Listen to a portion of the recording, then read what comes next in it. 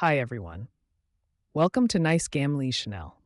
If you find this content interesting or helpful, please don't forget to like, subscribe, and hit the notification bell so you won't miss any new videos. Your support means so much to me, and it helps me create even better content. Thank you so much. Next, to make myself look professional, I burned the photo of the target in front of the client after glancing at it once. Pretending to be a professional kidnapper, having a photographic memory is a base. However, I never expected to forget what the person in the photo looked just after buying a sack from the convenience store. Luckily, I still remembered she was very beautiful, and beautiful girls are rare in the slums. Coincidentally, Jinjuan, the great boss, came here unexpectedly. As soon as before his bodyguards could react, he disappeared right under their noses. When I carried the target back for the reward, the client saw who I brought and knelt on the spot. Because the person I was not the one he wanted. Even worse, the person I kidnapped was a notorious gangster, known for being ruthless. Ever since coming to this world, I gained a system that I had to fulfill all of Liu Ruyan's unreasonable demands. After serving Liu Ruyan for 2.5, the system finally activated. But sadly, the first task upon active was to fulfill Liu Ruyan's birthday gift request. Liu Ruyan wasn't shy about it. She directly asked for a 230,000 yuan Chanel orange print. While I was figuring out how to make my first bucket of the school bully, Zeng Shan approached my uncle. If I helped kidnap someone, I'd earn a reward of 250,000. Zeng Shan is a student at Flower Sea Academy. Not only is her family wealthy, she's also the underling of a top big shot. This kidnapping was mostly meant to intimidate her, not to cause real harm. I thought it was a win-win, as the girl wouldn't actually get hurt, and I immediately accepted. At worst, I could compensate the victim after receiving the reward. But I went overboard pretending to be. I just went to the convenience store to buy and already forgot what the person. At first, I panicked, thinking about asking Zeng Qian for another photo. But then I realized that although I couldn't remember her face, I remembered she was extremely beautiful. At this moment, I was running through an alley, carrying my face full of joy from my success. But as I ran, a girl suddenly appeared in front of me. She was incredibly beautiful, but looked a bit timid. We stared at each other in silence I was the one who broke the stalemate, stepping aside to let her pass. I then pointed to the sack on my back and said, "My cat at home is too disobedient. I plan to sell it. Do you want to buy it?" Seeing the obviously human-shaped sack, the girl was stunned, mouth agape, but afraid that exposing the truth might anger me, she shook her head and slowly walked past me. As the girl passed by, I instinctively glanced at her. She looked familiar, as if I had seen her somewhere before, and she was truly stunning. It wasn't until she turned into another that I snapped back to reality. I carefully searched my memory and finally concluded that I had never met that girl before. But when I got home, I immediately locked the door. After all, it was my first time doing. I was naturally a bit nervous. Looking at the sack, struggling on the floor, I was afraid the person so I quickly opened the sack. Out crawled a girl, wearing the Flower Sea Academy uniform and black. Just as I was staring at her, An Zhisha, she calmly tidied her princess-cut hairstyle. But the coldness and murderous intent in her eyes. An Zhisha initially thought it was too boring. She wanted to get out and stretch, but suddenly everything went dark, and she was carried away. At first, she thought it was an enemy faction, but seeing the boy in front of her wearing the Flower Sea Academy, she realized she had misunderstood. "Do you know who I am? You dare to kidnap me?" And Zisha crossed her arms, narrowed her eyes, and glared at me. Her intimidating aura made me hesitate a bit. "But I'm the kidnapper here. How could I let her scare me?" Feigning calmness, I said, "Someone paid me to kidnap you. That's all I care about. Now stay put." Or else what? Seeing that An Zhisha wasn't afraid, I was momentarily stunned. This isn't right. A kidnapped girl shouldn't be this fearless. Could it be because I'm too handsome? But seriously, I really couldn't harm the beautiful girl in front. Maybe just teach her a small lesson. And Zisha glanced around the room, noticing there wasn't even a window. She took a deep breath. "How much did the person pay you to kidnap me?" "I'll pay you 10 times. Let me go right now." I burst into laughter, holding my stomach as I laughed. 10 times? The reward Zeng Qian offered is 350,000 yuan. 10 times that is 3.5 million. Someone living in the old district can't afford that. And Zisha's eyes grew colder. Since birth, she had been the most dazzling jewel of the. She had never been mocked before. But today, a commoner from the old district, mocked her. It was an unbearable humiliation. Are you looking to die? Do you believe I'll throw you into the sea to feed the fish? Feed the fish? Feed the fish? Ha ha ha!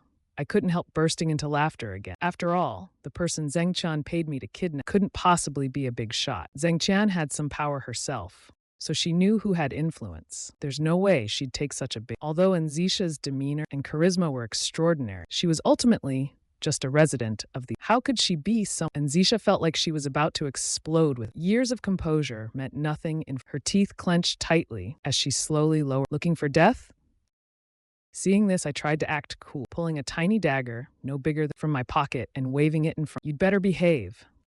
Or else what? When I noticed the tone of her voice and looked up, I saw a dark barrel pointed at me. And Zhisha tilted her head. Say it or else what? Will you stab me? Seeing this, I instinctively raised my hands in a gesture of surrender. Whoa! This is totally unfair. But then it struck me. Could this even be a real gun? The brief panic vanished in facing the dark muzzle. I cautiously lowered my... Still playing with toy guns at your age? I stopped playing with those. And Zhisha squinted her eyes and clenched, speechless at my attitude, but unmoved. I examined the gun, peering into the barrel and looking at the design. Wow, this toy looks so realistic. Just like a real gun. How about I trade my Ultraman And Zhisha, for some reason, started to doubt. How could such an idiot exist in the world? He was shattering her world. Her thoughts were a mix of disbelief and frustration. And Zhisha couldn't understand why she felt a little... How could there be such a fool in the world? It completely shattered his worldview. Then he turned off the safety of the pistol. Throughout his life, he declared this was a truly genuine gun. And Zhisha gritted through her teeth. Still want to trade? Seeing this, I was momentarily... At the instant the safety was disengaged, I really thought it was a real gun. But guns are prohibited in Huahai, so how could anyone have one? He was trying to scare me. Feiji directly snatched the gun from An Zhisha's hand. He said, "Isn't this just a lighter?" Before An Zhisha could react, I aimed the pistol with the safety off. At that moment, a phone rang. Seeing the caller ID Liu Ruyan, my face instantly darkened. If it weren't for the task rewards, I would have blocked this person already. As soon as the call connected, Liu Ruyan's voice came through. "Yehan, how's my birthday gift coming along? Did you sell your kidney? Don't worry, I won't look down on you." I suppressed my disgust and sell a kidney for what? Hearing this, Liu Ruyan went I preemptively moved the phone away, already anticipating what would happen next. The next second, sure enough, Liu Ruyan's angry voice roared through the... Yehan, are you taking my birthday gift seriously?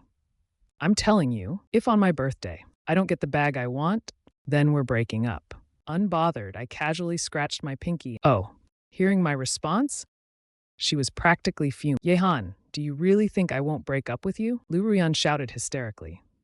If it were possible, I'd love to drive to Liu Ruyan's house right now and slap her across the face. But the task still had to go on. If I fall out with Liu Ruyan now, everything I've done so far will be for nothing. So I took a deep breath and gently said to Liu Ruyan on the phone, "No breakup, no breakup. I was wrong, isn't that enough? I'm already preparing your gift. I promised to give it to you on your birthday." And Zhisha looked at me with disdain. I knew that was the deepest misunderstanding. On the other end, Liu Ruyan proud held her head high with arrogance. She knew well that after scolding, a smile should fall. Then her tone softened as she said, "I told you, even if we got married, I wouldn't let you touch it. So selling a kidney isn't a big... You won't use it anyway." At these words, I really couldn't stand Liu Ruyan. I just wanted to end the call quickly. "Okay, if there's nothing else, I'll hang up. I'm still very busy right now." And Zhisha, who was standing nearby, kept shaking the gun up and down in her hand. It was pulling at his nerves. He had strong mental resilience, but as a man, holding a real gun he thought was fake was extremely dangerous if he wasn't careful. But the more I wanted to dismiss Liu Ruyan, the more she acted against my intentions. "What do you mean?" "Yehan, if you do this again next, I'll break up with you immediately." Helpless, I had to bite the bullet and explain, "I'm really busy right now. Isn't it for buying you that bag? I'm making money right now." Hearing this, Liu Ruyan became curious. "If you're not selling your kidney, how can you earn 230? At that moment, I just felt my patience was being drained bit by bit. Thinking it over, I casually said, "I'm in Syria right now, earning tens of thousands. In 3 days, I'll have enough to buy you the bag." But with such an absurd reason, how could Liu Ruyan possibly believe me? "Yehan, do you think playing with me is fun? Do you believe I'll break up with you right now?" Listening to the scolding from the other end of the phone, I picked up the pistol, intending to calm myself down. However, under An Zhisha's surprised gaze, a gunshot rang out in the closed room. After the shot, I looked at the half-burnt, still smoking cigarette in my then at the gun on the floor, which had been flung away by the At that moment, my mind was blank. Wasn't this supposed to be a lighter? Why is it a real gun? If the angle had been just slightly off, my life would have been over. Seeing my disheveled state, An Zhisha, for some reason, felt a strange sense of amusement looking at my stunned face, still puffing out smoke little by little. An Zhisha couldn't help but want to laugh. This was something he hadn't experienced from a young age. He didn't know what everyone around him either feared him or revered him. No one even dared to speak loudly around, let alone make him laugh. This feeling of amusement sparked a deep interest in me for An Zhisha. He couldn't understand why I could be so reckless. Although I accidentally shot myself, An Zhisha finally couldn't hold back and burst. But to maintain elegance and poise, she still covered her mouth with her hand. At that moment, Liu Ruyan on the other end of the phone also reacted. Was that a gunshot just now? Yehan, are you really in Syria? Liu Ruyan gulped nervously. All right, my birthday is in 5 days. Work a few more shifts and try to get me something more luxurious. Keep fighting. I won't bother you anymore. After that, Liu Ruyan hung up the phone. Looking at the disconnected call, I felt utter disbelief. I had a new understanding of Liu, but it's fine. The system for fulfilling wishes only acknowledges the original. Any adjustments or reductions later are not acceptable. With Liu Ruyan handled, it was time to figure out why a real gun ended up in this room. Picking up the now cooled pistol from the ground, I looked at the laughing An Zhisha and asked nervously, care to explain what's going on here? An Zhisha finally laughed enough, her reddened eyes a testament to how hard she had laughed earlier. Taking a deep breath, she slowly returned to her queenly just as she was about to and demand her release. I abruptly interrupted her. Even if you got advance notice and wanted to protect yourself, using a real gun isn't right. As I said this, I didn't feel confident. After all, I was the one kidnapping her. She's just a girl, and any resistance on her part was But having just narrowly escaped death, it was hard to think calmly. While An Zhisha was still dumbfounded, I suddenly softened my tone and said, I'll tell you, kidnapping you could earn me 250, but I can guarantee your safety. If you cooperate we can split the money 50-50. I'm sure it could improve your living conditions a bit. An Zhisha, someone whose wealth could buy half of Huahai, the top financial hub, saw a 1,000 as not worth the time it takes to pick it up.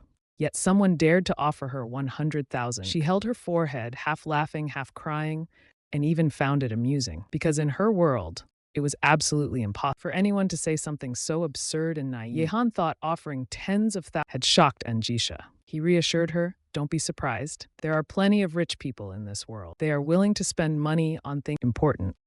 Angela didn't know who Yehan was referring to here, but he would never use money for boring things. But would someone really be willing to share half if they got 250,000 for someone who has been navigating the business world for? This is unimaginable. After all, everyone is pursuing maximum profit.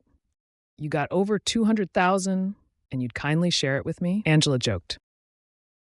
Doesn't that implicate you? Yehan lit the cigarette butt and took a puff. Moreover, in this kind of, the most important thing is to distribute the, otherwise, unexpected accidents may occur. Angela crossed her arms and sneered. You're just afraid. I'll call the police.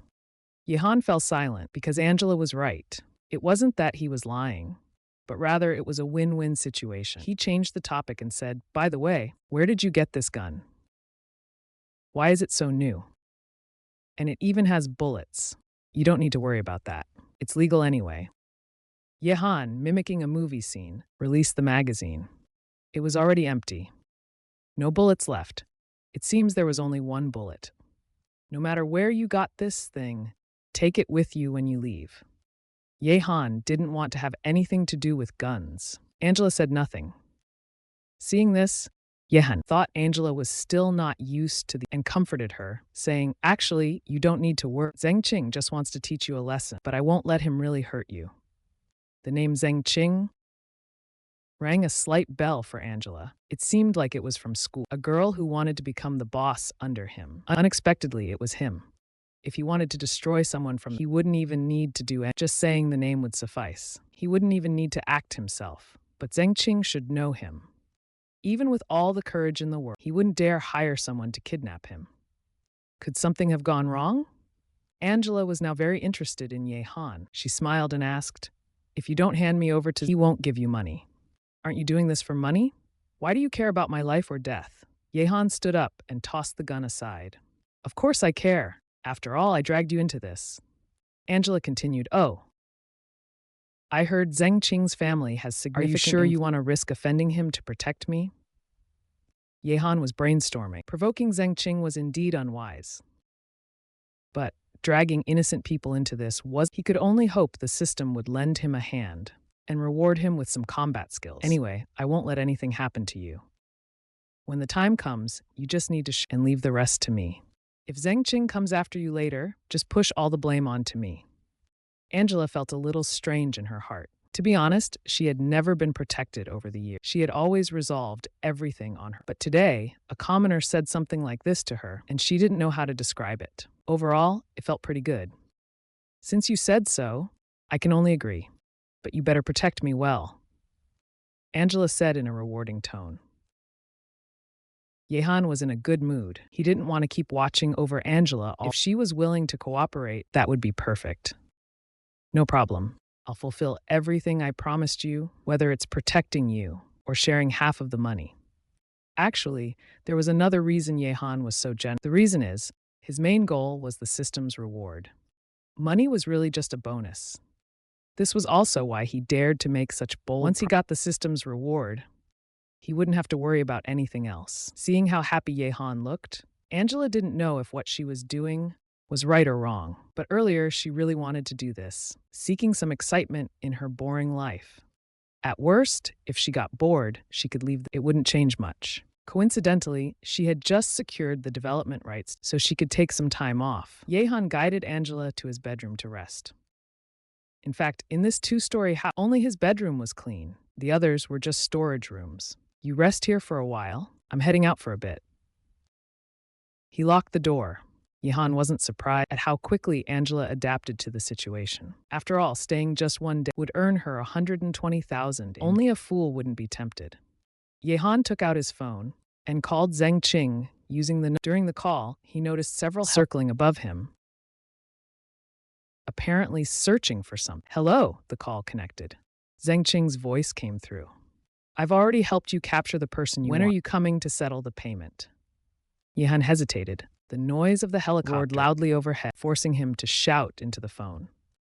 Zheng Qing grew impatient and left a parting comment, "I'm busy these days. I'll come over in a couple of days. For now, don't let them go. Maybe give them a hard time first." Then he hung up. Looking at the disconnected call, Ye Han cursed. "Damn it." So this meant the person had to stay at his house for 2 more days, but he didn't even have a proper room for them to stay in. There's only one bed. But now, there seems to be no other option. He couldn't possibly send her back, right? Wait a couple of days and then try. No choice? Time to go buy some stuff. $200 is still money after all. Ye Han trudged toward a convenience store. At this moment, he deeply realized that once you step into crime, there's no turning back. At a nearby grocery store, you could basically find all kinds. Though not very fresh, the prices were reasonable. That's a plus. He bought some meat, and though reluctant, he also got a toothbrush, a towel, and other daily necessities for Angela. Just 2 or 3 days to endure. The cheapest items would do. The total came to 120 yuan. Of the 200 he just earned, only 80 remained. As he left, Ye Han sighed about current prices. Ahead, a group of men in suits as big as were searching for something. He quietly took a detour around them. A runaway Disney princess escaped to here. Helicopters and burly men everywhere. What a scene. It was clear these people were looking for. Ye Han kept his distance and couldn't help muttering a comment. On his way home, Ye Han saw his neighbors moving out. Curious, he couldn't help asking, "Hey guys, isn't this your house? Are you planning to sell it?" The 2 men saw Ye Han and stopped what they were doing. With a sigh, they said, "No, it's the wall." Ye Han frowned. "The wall? The developers didn't give you any money?" The other man cursed. "Money? Not a cent. Those big shots only know how to talk legal jargon. These old town houses were built ages ago. There's no way they have complete documents. Even if it's their own house, they can only suffer in silence." Ye Han continued to ask, "They don't give you a single cent? You're not fighting back?" They gave 50,000. If we don't take it, we get nothing. They're taking advantage of the fact that we don't have proper. One of the men loaded the luggage onto the car and advised Yehan, most people in this building are moving. Yours is a single family. Although it's run down, the price should be higher. Try asking for 100,000. Yehan was stunned. 100,000? My uncle spent over a decade working hard, paying millions to buy this house, and it hasn't even been 10 years. The depreciation is insane. The man started the car and said, getting 100,000? Yehan, you should know. In a place like Huahai, those without power or influence live worse. It's better to leave early. It's true. Back home, 120 can buy a lot. Yehan had no choice. He could only take things step by step. If he really had to face strong opposition, he hoped it would come later, when he had some capacity to fight back. For now, he was still just a poor student and couldn't do much. When Yehan got home, it was already evening. He opened the door and saw Angela sitting by the window, quietly drinking. She was just using a simple plastic cup, just drinking plain water. But in Angela's hands, it looked as if it were the most elegant water, and Angela had that kind of charm. Hearing the door open, Angela glanced over. Seeing the bag of daily necessities, she said with slight sarcasm, "So how long do you plan to have me stay here?" Yehan felt helpless. If he could, he would have solved everything quickly. Quickly get rid of NG. Zen Qin said it would take a few days before. Who knows what he's up to? Yehan closed the door helplessly, then took out the cheap meat and vegetables. An Zhisha didn't care much about when she could, because she saw that Yehan was just a broke delivery man.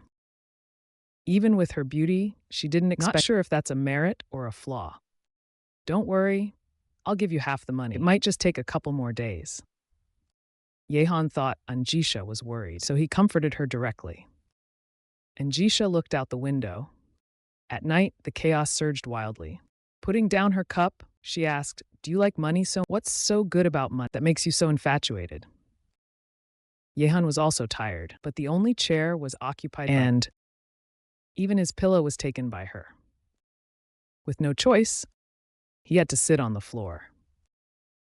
Thinking about his life, as dusk gradually fell, he suddenly had some feelings. Actually, I believe money is enough if it sufficed, but I grew up in a poor mountain village. It was extremely impoverished. Growing up in that environment, isn't it odd not to fear poverty? Yehan's tone was unusually sincere. An Zhisha didn't respond immediately. She was born with a silver spoon. Never had any issues with money. Whatever she wanted, someone brought, even the rarest items in the world. It was always the same. Later, her family assigned her responsibilities. She was put in charge of the family. Even though she was still in school, she seemed to be naturally talented. Her commands were always decisive and swift. Managing business worth hundreds was just another part of her daily routine. So in An Zhisha's worldview, money was really just a string of numbers. All this talk, isn't it just to please that girlfriend of yours? An Zhisha was like that, never hiding her blunt words. Even if it wasn't the right thing to say now, she still chose to say it. She truly didn't understand why someone like Yehan would become such a humble simp. After half a day of observation, she thought, Yehan was someone with redeeming qualities. And he was handsome enough. Could it be because of his girlfriend that he's not interested in me? An Zhisha thought to herself. Over the years, she had never met a guy who wasn't attracted to her. The difference was only between subtle or most of them, like Yehan, didn't even know her true background. When An Zhisha mentioned Liu Ruyan, Yehan felt a wave of irritation, but he really didn't know how to explain it. I'm not doing this for her. You'll understand later. He was actually doing it for the system. But this kind of attitude, trying to change the subject quickly, in An Zhisha's eyes, was an attempt to avoid the topic. She mocked him. It's fine. If it doesn't work out, can't you just sell your kidney? That's the outfit your girlfriend personally picked for you. I can't argue with you. Yehan stood up and prepared to cook. While he was organizing the ingredients, An Zhisha frowned and asked, "Are we eating this stuff today? What do you mean by stuff?" Yehan found her description amusing. Although the ingredients weren't very fresh, if cooked with some technique, they could still taste great. The frozen meat especially. An Zhisha felt like staying here was a mistake. What's wrong with frozen meat? If handled properly, It's no worse than fresh meat. Fresh meat is unaffordable. Yehan replied firmly. An Zhisha sneered. If you had fresh meat, would you still say that? Yehan didn't hesitate, of course not. An Zhisha shook her head, took a sip of water helplessly. She wondered if her well-maintained stomach could survive the night. A day ago, eating unfresh vegetables and frozen meat would have been unthinkable for her. Her dining standards were very high. Even sashimi had to be the freshest caught that morning, and her palate was exceptionally picky. Even dishes by 7-star chefs barely warranted more than a couple of bites. For once, the two fell silent. Yehan focused on preparing the ingredients, while An Zhisha gazed at the sea. The sound of helicopters above was a bit noisy. Yehan recalled the black-clad men he saw tonight. I'm telling you, something big happened in the old district. There were over a dozen helicopters and hundreds of people looking for someone. Who knows who they're after? Maybe not the Disney princess. Is that so? And Zhisha responded indifferently. Aren't you interested? Yehan glanced at An Zhisha in admiration. Aren't you curious about what's so that they'd make such a big fuss? Why don't you ask them? And Zhisha replied calmly as usual. While cooking, Yehan imagined, do you think there's an ancient tomb beneath the old district? I heard the old district was recently bought by some developer. Could it be for tomb raiding? And Zhisha swirled the plain water in her glass, making it look like she was swirling just like red wine. Hearing Yehan's words, a strange smile appeared on his face, and it became even more pronounced. He realized he was wrong. Staying here was definitely a good choice. Yehan said speechlessly, why are you laughing? I'm telling you, it's really possible. Otherwise, there are raids and forced demolitions everywhere. How do you explain that? And Zhisha laughed enough, wiping away the moisture at the corner. She spoke in a coaxing tone. The old town is the last development zone of Hua. A former mayor wanted to preserve so it was left behind. Now, with the new mayor in place, this piece of gold mine by the seaside in the old is naturally going to be exploited. By then, whether building villas or amusement parks, profits will be overflowing. What end are you talking about? That makes a lot of sense. Very logical. But Yehan was still not convinced. How do you know? Maybe they're looking for some treasure? And Zhisha did not refute him. If you think so, it's fine. Yehan imagined while cooking. If I can find that treasure first, won't I become rich? I'll even put 2 eggs in my instant noodle. Maybe you've already found it. That was what An Zhisha said. She wasn't looking at Yehan, but rather out the window. The sky had completely darkened. The calm sea waves looked very serene. Yehan ignored An Zhisha's joking remark. He simply brought the dishes to the table. It smelled delicious. Not the kind of high-end restaurant, but full of a homely vibe. In Huahai, a place that values it, the food Yehan served was thoroughly cooked, and Zhisha sniffed it, though it didn't look impressive. Though the presentation wasn't great, it somehow subtly sparked her appetite. I'll serve you some rice. Yehan used a bowl to scoop a steaming bowl of rice for An Zhisha. Seeing this rough serving style, An Zhisha instinctively felt a bit, however, maybe due to exhaustion today, or the dishes making her unexpectedly hungry. She hesitated, but still took the bowl. Yehan was very hungry. He scooped a bowl of rice for himself and began eating. On the table were 3 dishes. 1 meat. Even the meat dish was made with discounted frozen meat. It looked a bit shabby, but the steaming heat, on a slightly chilly evening, made it very appetizing. Seeing Yehan devour his food, An Zhisha instinctively felt the dishes on the table were much more intense. She reluctantly picked up a piece of broccoli and put it in her mouth. Pink lips moved slightly. The taste wasn't bad, a bit greasy, but while not particularly delicious, it made her want to keep eating. After 2 more bites, she mimicked Yehan and ate it with rice. Then she took a sip of miso soup. Surprisingly, it paired perfectly. How's the taste? Yehan had already finished his first and was preparing for a second. Not bad. That remark was already considered very high praise. Even those famous chefs outside rarely received such praise from An Zhisha. If she said not bad, it meant she was truly satisfied. After a few more bites, An Zhisha's gaze unintentionally fell on Yehan devouring his food. She thought this man had qualities she never expected. She had seen poor people before, but someone like Yehan was truly one of a kind. Poor people are often greedier than the rich, but they lack the wisdom to satisfy their greed. so they remain untouched by desire. But if true desire comes, they wouldn't last even one round. Yet Yehan was different. He could feel that everything this man said to him was genuine. He truly would be willing to share half of the 200,000 yuan compensation. Even when facing a beautiful girl like herself, he could remain as calm as still water.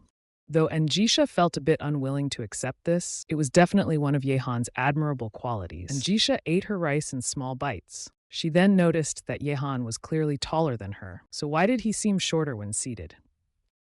Curiously, she shifted her gaze and discovered that Yehan had been because there was no second chair in the room. Is the miso soup too salty? I'll get you some water. Yehan, overwhelmed by the salty miso soup, hurried, but because his legs were numb, he didn't need to look back to know that An Zhisha was laughing at him. And indeed she was. An Zhisha covered her mouth, laughing. She had never laughed this much in her life. Yehan first gulped down a mouthful of water before pouring water for An Zhisha. Is your house so poor that it doesn't even have a second chair? An Zhisha finished her meal, neatly placing her bowl and chopsticks. She asked, if you live alone, what's the point of buying a second chair? Yehan also finished his meal, looked at the mess on the table, and asked, how about we play rock, paper, scissors to decide who washes the dishes? No need, you wash them.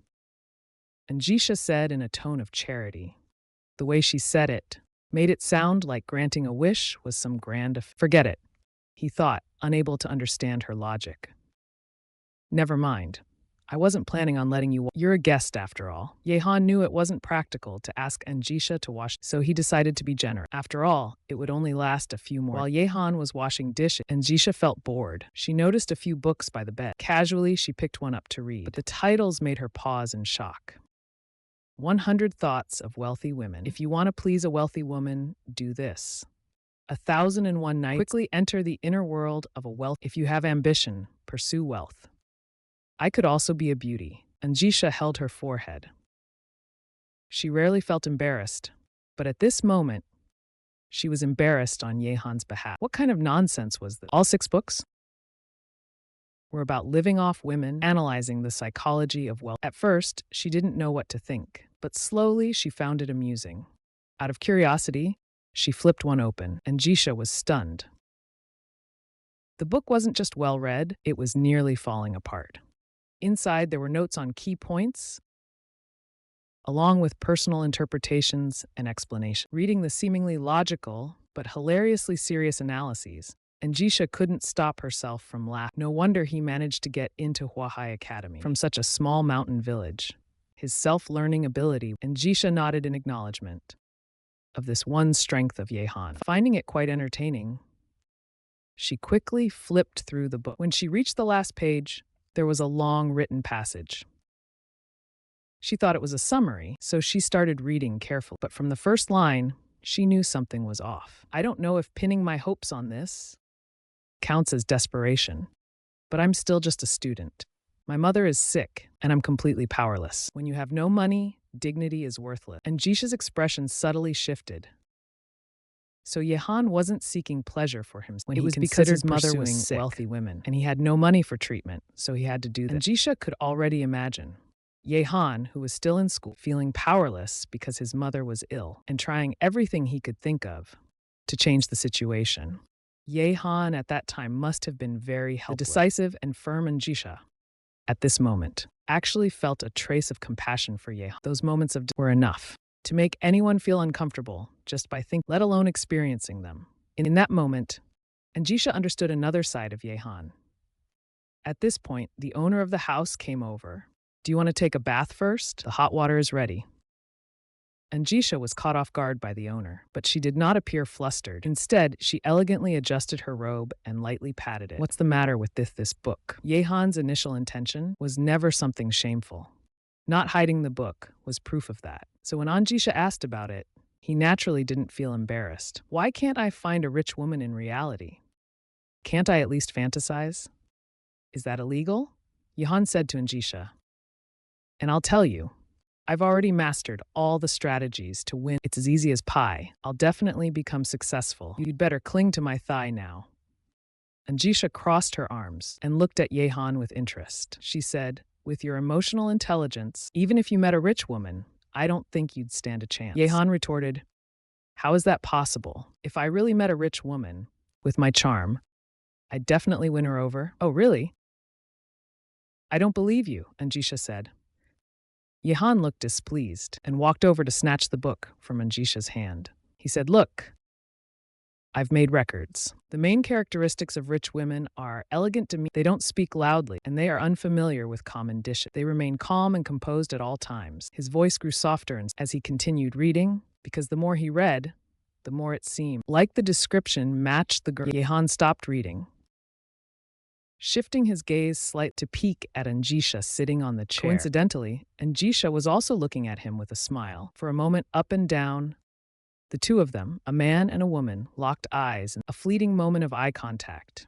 Both of them forgot what they had been and at the same time realized something was off. They immediately looked away because they noticed that the distance between them was a bit too close. After a moment, An Zhisha stood up, ready to take a bath.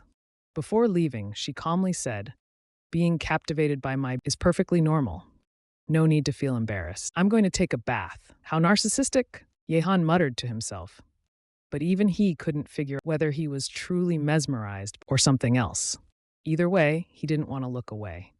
Let's get everything sorted and go to bed. There's class tomorrow, he thought. Yehan looked at the pillow flattened by An Zhisha and thought to himself, my poor you've suffered. Then he looked at the bed again. There was only one bed. Sharing it wasn't entirely unacceptable, but it wasn't appropriate. After all, she's a girl. Forget it. I'll sleep on the floor. It's just for a few days. With that thought, Yehan took out his freshly cleaned bedding and tossed it onto the bed. Then he moved the quilt from the bed to the floor. Although the bathroom wasn't large, it had everything one could need. Moreover, the bathroom and toilet were separated. Most importantly, it was very clean. This fact earned many points in Yehan's mind. An Zhisha felt something was off with her. She didn't know if it was because of the hot water in the bathtub, but she felt warm. She walked closer to the mirror and instinctively glanced at herself. Her usually cold and beautiful face now had a trace of a smile. And most importantly, her face was actually flushed. An Zhisha immediately placed her hands on the sink, her pink lips slightly parted, staring in disbelief at the mirror. Is this really me in the mirror? Her abnormal reaction even made An Zhisha doubt whether the person in the mirror was really herself. But there was no doubt about the answer. After all, this face could only belong to her. I'm actually blushing like a little girl.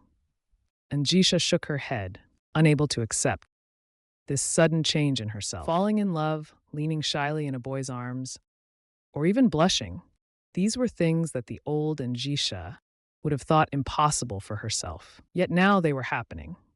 And it was because of a boy she considered a commoner. Although after spending a day together, Yehan wasn't bad. Or rather, he was even better than anyone of his age she had met. But this shouldn't be happening. She was the eldest daughter of the She should have everyone under her feet, not be blushing over a boy. Let's just take a bath. An Zhisha brushed her jet black bang, revealing her jade. Beads of fragrant sweat formed on it. She adjusted the shower curtain, and a tall, slender figure. Teenage boys often have nothing. No money, no possessions, just dreams. They had nothing except impulsiveness. At this moment, Yehan held the pillow in his arm, listening to the faint sound of running water, thinking about An Zhisha's breathtaking beauty. His heart was filled with impulsiveness, but he still pretended as if nothing had happened, even though he was the only one in the room.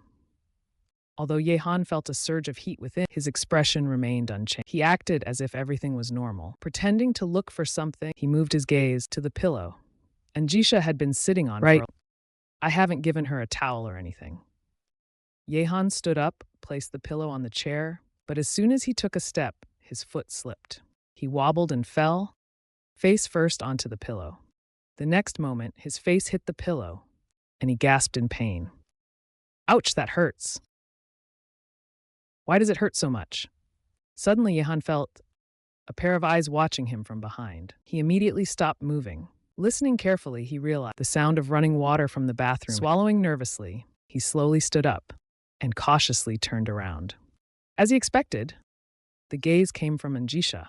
At this moment, only her head was visible, yet she looked stunningly beautiful. After being cleansed by the hot water, her already fair and delicate skin looked even more radiant and making one want to take a bite. However, what should have been a heart turned awkward due to An Zhisha's expression. The atmosphere stiffened. Yehan explained reasonably, I just slipped earlier. Thankfully, there was or I would have hit the chair directly. An Zhisha's face grew even darker. Yehan swallowed nervously and asked, do you need a towel? Or maybe a toothbrush or something? If you need anything, just let me know. I would face any danger without hesitation. He didn't expect this request at all, and ended up being seen as weak. He felt a bit uneasy deep inside. Just as Yehan walked over to hand An Zhisha the towel, An Zhisha suddenly said, stop. Why did Yehan seem like he was playing red light, green light, 1, 2, 3? He suddenly stopped. An Zhisha's eyes were filled with coldness. Your approach makes me feel threatened. So could you please leave the towel out and let me get it myself? Yehan looked helpless. He pursed his lower lip tightly, closed his eyes, and tilted his head up slightly, looking as if the whole world had wronged him. But An Zhisha was not moved at all. She shut the door firmly. Even so, she still saw it. Yehan placed the towel on the rack outside the door. Before leaving, he spoke toward the closed bathroom door. You've just met me recently. If you knew me for over 3 years, you wouldn't think what I did earlier was intentional. Fine, Yehan decided not to explain further. Anyway, as long as he spent more time with An Zhisha, one day she would realize he was an upright person. After Yehan left, An Zhisha slowly opened the bathroom door. When she reached for the towel, she couldn't help but glance outside. Seeing Yehan standing by the sea with his back to her lips curled into a faint smile, she gently closed the door. He hadn't even reached the point of loving his girlfriend so deeply that she couldn't be replaced. An Zhisha touched the towel. The cheap texture was uncomfortable for her delicate skin, but she felt happy. Strangely happy. Because of that scene earlier, she knew Yehan didn't truly feel indifferent toward her. It was just because he still had a girl. So, you're very restrained toward him. Originally, this wasn't something to be happy about, but An Zhisha couldn't help but feel happy. Maybe it was her charm. It felt like it had been acknowledged by Yehan today. Or maybe it was something else. Even An Zhisha couldn't figure it out herself. As An Zhisha dried herself off, she realized she didn't have any clean clothes to change into. She was a germaphobe. Her clothes had to be changed and washed. Yehan, I don't have any clothes to change into. An Zhisha shouted to Yehan outside without opening the door. Do you want to wear mine? Yehan responded. What about undergarments? If you insist, I do have some new ones.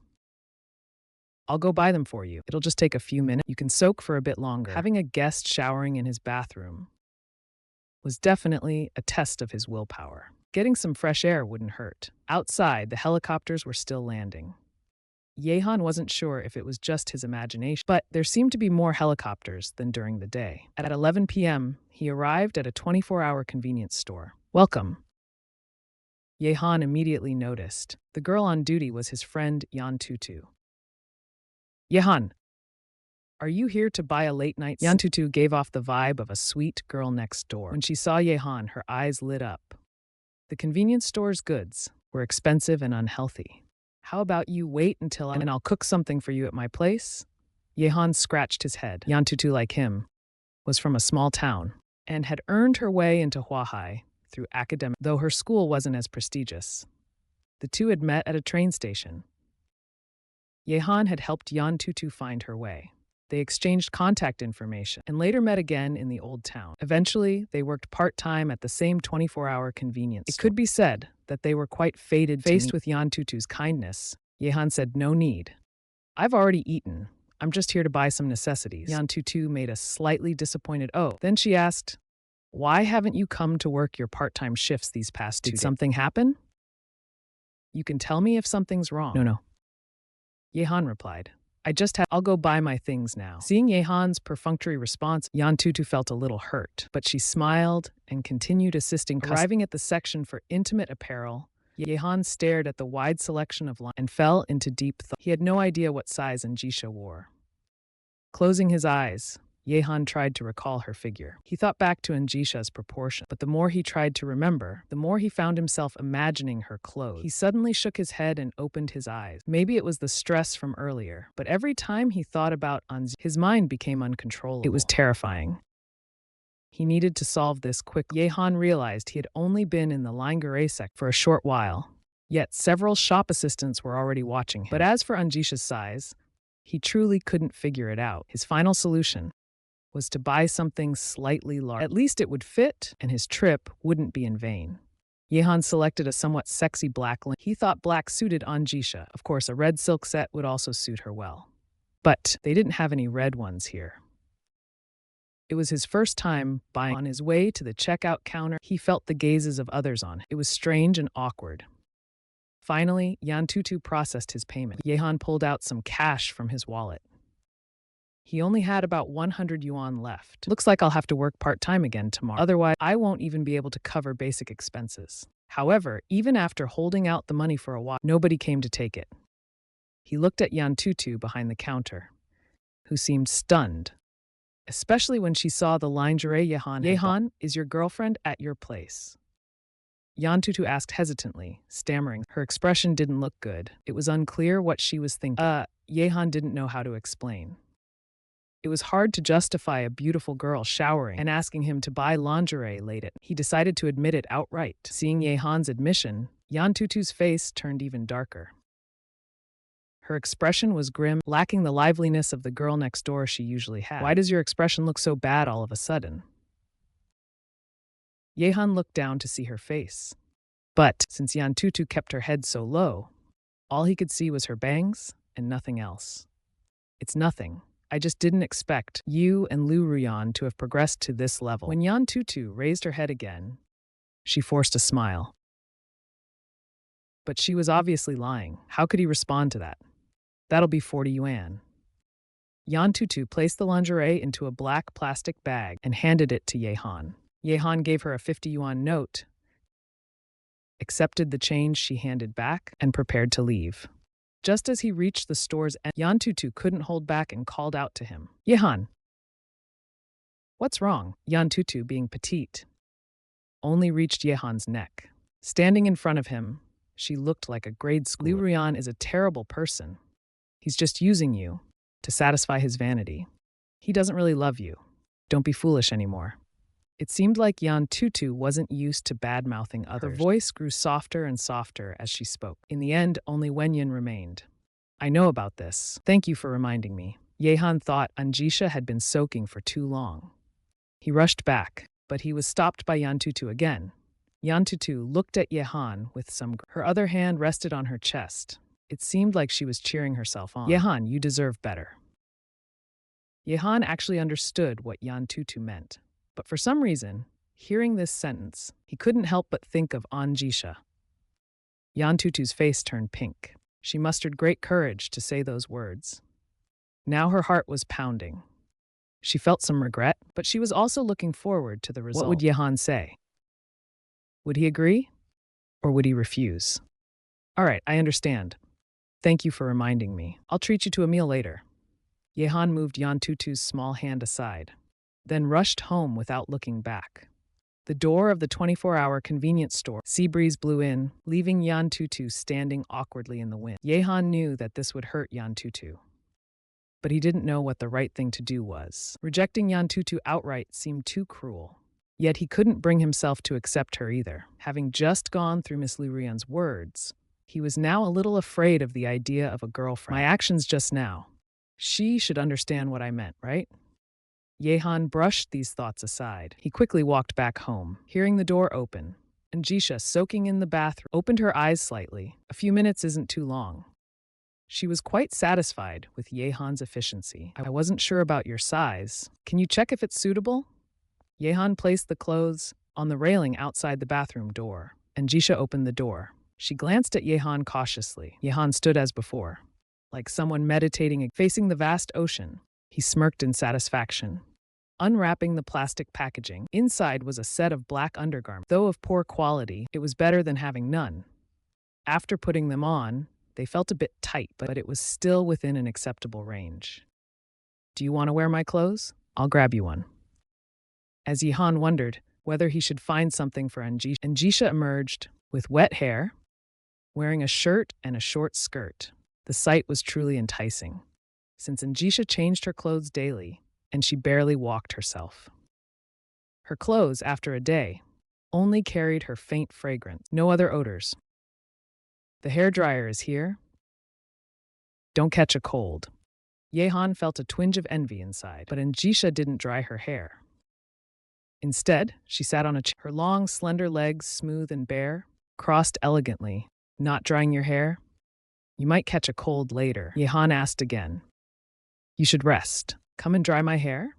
An Zhisha said matter-of-factly. Her face showed no embarrassment.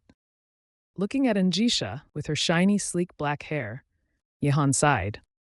I really can't say no to you. Wait for me. He dashed to the bathroom. Seeing this, An Zhisha smirked charmingly. Take your time.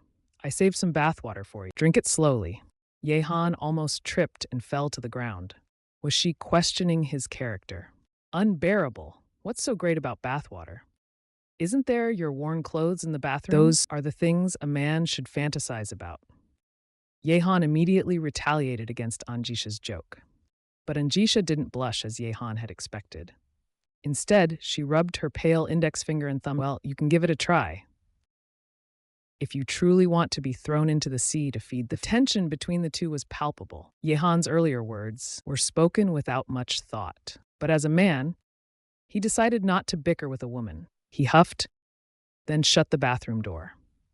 It was nearing November. The weather was getting cooler, and Zhisha looked out at the calm sea. In the end, she draped the quilt over herself. The night sea breeze was quite chilly. The helicopter's blades roared. If she yelled out loud, she could immediately leave this place and return to her castle in Chinzi City, change into the finest pajamas, eat the freshest cuisine.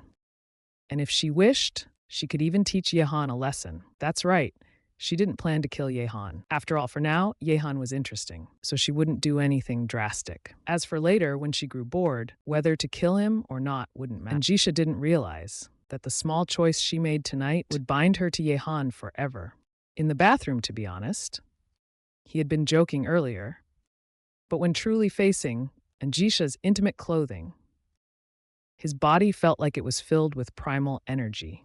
He couldn't help but want to what teenage boys might fantasize about, especially when faced with that sheer black fabric. It seemed to exude a faint fragrance. Yehan genuinely felt the urge to have a nosebleed. It felt like he was being thoroughly underestimated. Yehan pretended not to care. His gaze swept past the three items, only to return to them again. Oh right, they need to be washed. Yehan soaked in the water. He had refilled the tub with hot water. After all, he wanted An Zhisha outside, that he was not like an ordinary teenage boy, because he could control himself. After soaking for a while, he realized he wasn't so good at controlling. He even found himself faintly anticipating blowing An Zhisha's hair later. Damn beautiful girls. In the living room, An Zhisha hadn't called anyone over. She wanted to experience a life she never dared to imagine. Of course, it was mainly because Yehan was trustworthy enough and handsome enough. Although An Zhisha didn't care about look, handsome men were always pleasing to the eye. If it were someone else, An Zhisha would have fired a gun back in the underground warehouse, just as she was lost in thought amidst the sea breeze. The bathroom door opened. An Zhisha frowned slightly. It had only been 7 or 8 minutes since Yehan entered the bathroom. Are you sure you were bathing? An Zhisha asked skeptically. I was worried you'd catch a cold, so I hurried up a bit. Yehan walked behind An Zhisha with the hairdryer. An Zhisha didn't press further. After all, wet hair was uncomfortable. Don't touch anything other than my hair, or I'll feed you to the fish. An Zhisha let her hair down and put the quilt aside. You keep saying feed to the fish? Do you like fish that much? Yehan didn't know that when An Zhisha said it, she meant it literally. He thought it was just one of her catchphrases. An Zhisha's hair was fine and smooth. Not a single strand out of place. It was like a work of art. Yehan carefully began blow-drying An Zhisha's hair. Playing with her hair felt like a pleasure. After about 10 minutes, the hair was finally dried. During this time, Yehan accidentally touched An Zhisha's neck, but all he got was a fierce glare. Nothing else happened. Both of them were very tired. They closed the windows and went to sleep. Yehan slept on the floor, and An Zhisha slept on the bed. On the bed, kept thinking about what happened today. She found it a bit funny, but also a bit annoying. However, more than anything, it was unbelievable. His cleanliness obsession was so that even the maids at home weren't allowed to. But today, strangely enough, he didn't seem to dislike An Zhisha that much. The quilt had a smell of sunshine, which was very comforting. Plus, An Zhisha was really tired. She gradually fell asleep. Just as she was about to sleep, An Zhisha turned over, her arm touching something hard. She groggily picked it up and turned on the light to check. It turned out to be an Ultraman transformation. In the morning, Yehan vaguely heard the sound of a rooster. Half asleep, he opened his eyes and saw An Zhisha boiling water. He sat up and checked his phone. It was already 6 a.m. Turning over, he felt something hard under him. He picked it up to see that it was his own Ultraman transformation. He held it in both hands and put it back. Since the school was quite far away, it was time to get ready for the day. They started washing up to prepare for— "Good morning," Yehan greeted An Zhisha. "Morning," An Zhisha replied, pouring herself a glass of— "Back at it. Drinking a glass of warm water in the morning is a good habit." Yehan thought this while tidying up the bedding on the floor. Then he went to the bathroom to wash up. For breakfast, he simply fried an egg and a sausage. There was no milk, so warm water would do. As for nutrition, the egg should be sufficient. "You don't need to go to school, right?" After eating, Yehan tentatively asked. Even if An Zhisha wanted to go to school, he wouldn't agree to it. What if she ran away? Then all his efforts would be wasted. "I just want to take a few days off, so I'm not going." An Zhisha didn't go to school much, even on regular, and now, under these circumstances, it was even less like. Yehan nodded. That's for the best. That way, he didn't have to worry. But after spending a day together yesterday, he realized An Zhisha didn't have a phone. Staying at home must be incredibly boring. "If you're bored at home, just watch TV," Yehan said as he put on his uniform. Carrying his backpack, he added before leaving, "Oh, there's a landline at home. If anything comes up, call me. The first number saved under Liu is mine." Yehan reminded her again before closing the door. Finally fixed her gaze on Yehan. Helplessly, she said, "Do you think I'm a child? Do you really need to remind me about all this?" "It's because I'll lock the door, and I'm worried you might have an emergency," Yehan explained. An Zhisha waved her hand. Her gesture clearly meant, "Just go, don't worry." The sound of the door locking echoed. An Zhisha downed her cup of warm water in one gulp. With a helpless sigh, she muttered, "He's even more nagging than Frost. How can a grown man talk so much?" Last night, she couldn't sleep well because she kept thinking about things. After Yehan left, she decided to take a nap. Lying on the bed, she stared at the slightly warm, bare ceiling. Unconsciously, she smiled. It felt like she was playing a game, and surprisingly, it wasn't bad at all. She even started looking forward to Yehan's. Would something else interesting happen again? What kind of food would he make today? These little expectations put her in a great mood. Gradually, she drifted into sleep. As Yehan left, he planned to take the tram at Route 4. The old town has only one tram line leading out, so it's always very crowded every day. On his way to catch the tram, he unexpectedly ran into Yan Tutu, though it wasn't really unexpected since he pretty much met her every morning. "Good morning, Yehan." Yan Tutu, wearing her sailor uniform, looked sweet and cute. She smiled and greeted Yehan. "Good morning." After what happened last night, Yehan wasn't really in the mood to see Yan Tutu. It felt awkward. In fact, Yan Tutu had been watching for Yehan to leave. Once Yehan stepped out, she followed, pretending it was a coincidence. Because of Yehan's avoidance last night, she felt a glimmer of hope. She wondered if perhaps Yehan was considering accepting her. Maybe it was just because he had a girlfriend that he seemed dismissive. Otherwise, why didn't he just reject her outright? Yan Tutu barely slept all night, convincing herself. She analyzed Yehan's expressions, actions, and tone, all from just a few minutes of it. She spent nearly the whole night on it. Caught between hope and despair, she decided to test things again in the morning. "Yehan, where's your girlfriend? Why isn't she coming to school with you?" Walking side by side to stop number 4, Yan Tutu bent down and softly asked. She had even put on light makeup, looking particularly eager. The mention of Liu Ruyan instantly annoyed Yehan, and he didn't notice Yan Tutu's makeup. He replied, "Drop it, don't talk about her. Maybe I'll break up with her soon." Yan Tutu felt a surge of joy. Was this a hint meant for her? Then last night, Yan Tutu clutched the hem of her skirt, hiding her face beneath her hair as she asked. "Last night, nothing happened between us," Yehan answered. Yan Tutu's fingers gripped her skirt. Her fingers turned slightly as she said, "That's not what I meant. I meant my answer." Yehan felt like his head was about to explode. Why was it that all day long he was facing questions he didn't want to answer? As they reached the platform, Yan Tutu noticed Yehan's reluctance. She asked, "Is it difficult for you? Or is it just not the right time?" "Honestly, it's okay. We can talk about it later." "Let's talk about it later then," Yehan replied, sticking to his philosophy, but to Yan Tutu, this answer made her overjoyed. Yehan had just mentioned breaking and now said he'd respond to her confession in a few days. Could this be a hint? Or was she overthinking? Yan Tutu clasped her hands together, her face blushing bright red. "I'll look forward to your answer," she said. Yehan was speechless. There's no need to get too hopeful. Many things can't be forced. Was she lowering her expectations to prepare herself for a big surprise later? Right now, Yan Tutu had completely fallen under a spell. Every word and action of Yehan carried its own interpretation in her mind. She was, as they say, a woman in love. Her intelligence reduced to zero. If Yehan were the sun, Yan Tutu would be the moon. She was destined to revolve around. In her worldview, there was truly no girl more suitable for Yehan than herself.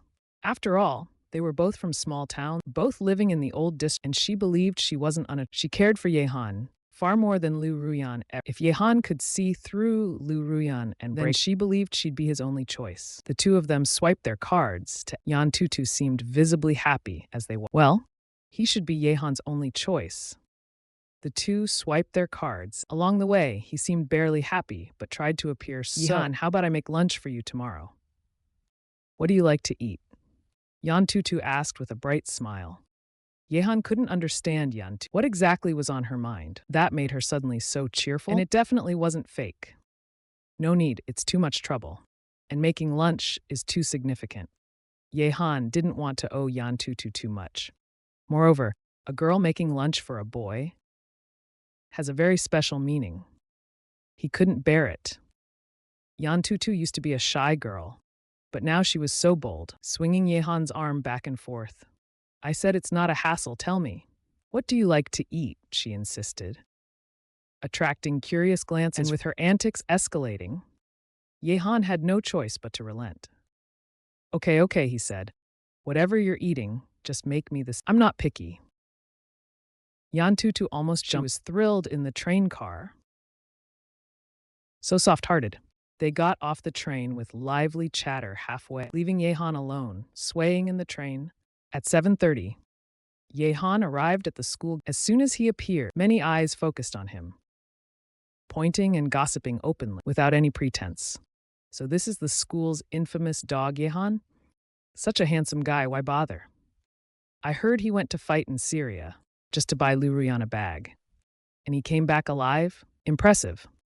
Serves him right to have a bad end. Such people don't deserve sympathy. Why pity him? Watching this drama is entertaining enough. Yehan was indifferent to these words. He had heard them too many times recently. He was already immune. But the fact that they actually believe he went to Syria, that's truly outrageous. He changed his shoes downstairs and went to his class, Class C. As soon as he entered the class, he naturally caught the attention of his classmates. Everyone looked at Yehan with mocking smiles, because they all knew that Liu Ruyan had long been flirting with and the time Yehan had been cheated on, giving them a sense of superiority over him. How ridiculous.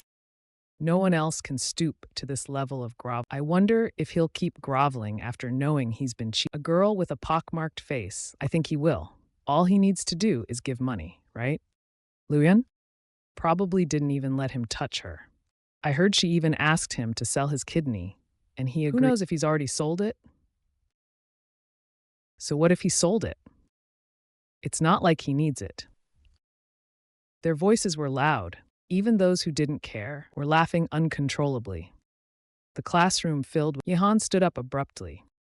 Staring at those mocking him, the girl leading the insults didn't care. She sneered, "What, the lapdog has a Don't you know how ridiculous you look, chasing after Liu Ruyan? So pathetic." "Ha ha!" The room erupted in laughter again. Yehan smirked slightly and calmly said, "What? Sure, she's a loser. But at least she looks decent. You, on the other hand, with all those pockmarks. make me feel physically uncomfortable. The crowd was shocked. They couldn't understand why the usually docile suddenly became so fierce. And they had just heard Ye Han call Liu Ruyan a loser. Isn't he supposed to love Liu Ruyan the most? And they just heard Ye Han insulting Liu Ruyan, calling her a loser. Wasn't Ye Han supposed to love Liu Ruyan the most? The pockmarked-faced girl turned bright red from anger. Because of Ye Han's words, everyone's eyes turned to her face, like needles piercing her. A chubby girl next to her saw her friend being humiliated and shouted at Ye Han, "Do you think it's fun to bully a girl? We were just joking, that's all. You don't think this makes you look cool, do you? Besides, Xiao Guan was just telling the truth. What can't you accept? Jokes and moral high ground, huh?" Ye Han no longer cared about saving face for Liu. After all, as long as he gave her a bag worth over 200, she wouldn't reject him. A bag worth over 200,000 yuan. Liu Ruyan definitely wouldn't turn it down. So he snapped back, "You fat pig! Did the pig farm have a strong wind last night? That let you escape? Your greasy face makes me sick.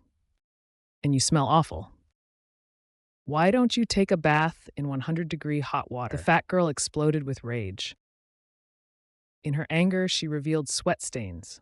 Immediately, an unpleasant smell spread out. Everyone around pinched their noses, which made the fat girl even angrier. Seeing Ye Han so fierce, the people around didn't dare. The two girls sat in their seats and cried, because Ye Han's words were truly too hurtful. These city kids had never heard such cutting remarks. But for Ye Han, it wasn't even that harsh. Why were the two girls so affected? Simply because everything he said was true. It hurt because it was the truth. As Ye Han sat down, the class monitor, Qin Shui, she placed her books on the podium. Noticing the two girls crying, she went over and asked. The girls, still crying, pointed at Ye Han and complained tearfully. Qin Shui became furious.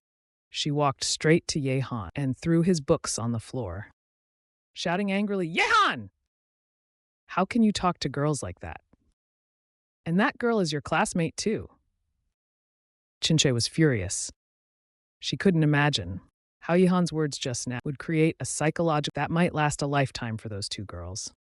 "What's wrong with you?" Ye Han looked at the books on the ground. His face darkened instantly. Qin Shui, on the verge of tears, said, "Ye Han, I used to think you were just a little insecure. Overall, you seemed like a decent person. But today, you vented your frustration on your classmates. What kind of man does that?" Ye Han sneered coldly. "So much for fair. Class monitor, is fairness just doing whatever suits your assumptions? Why don't you ask them what they said to me first? Aren't you the class monitor? Without any reason, you push all the blame on me.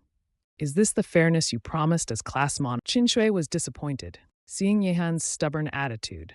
She felt deeply let down. What could those two girls have possibly said?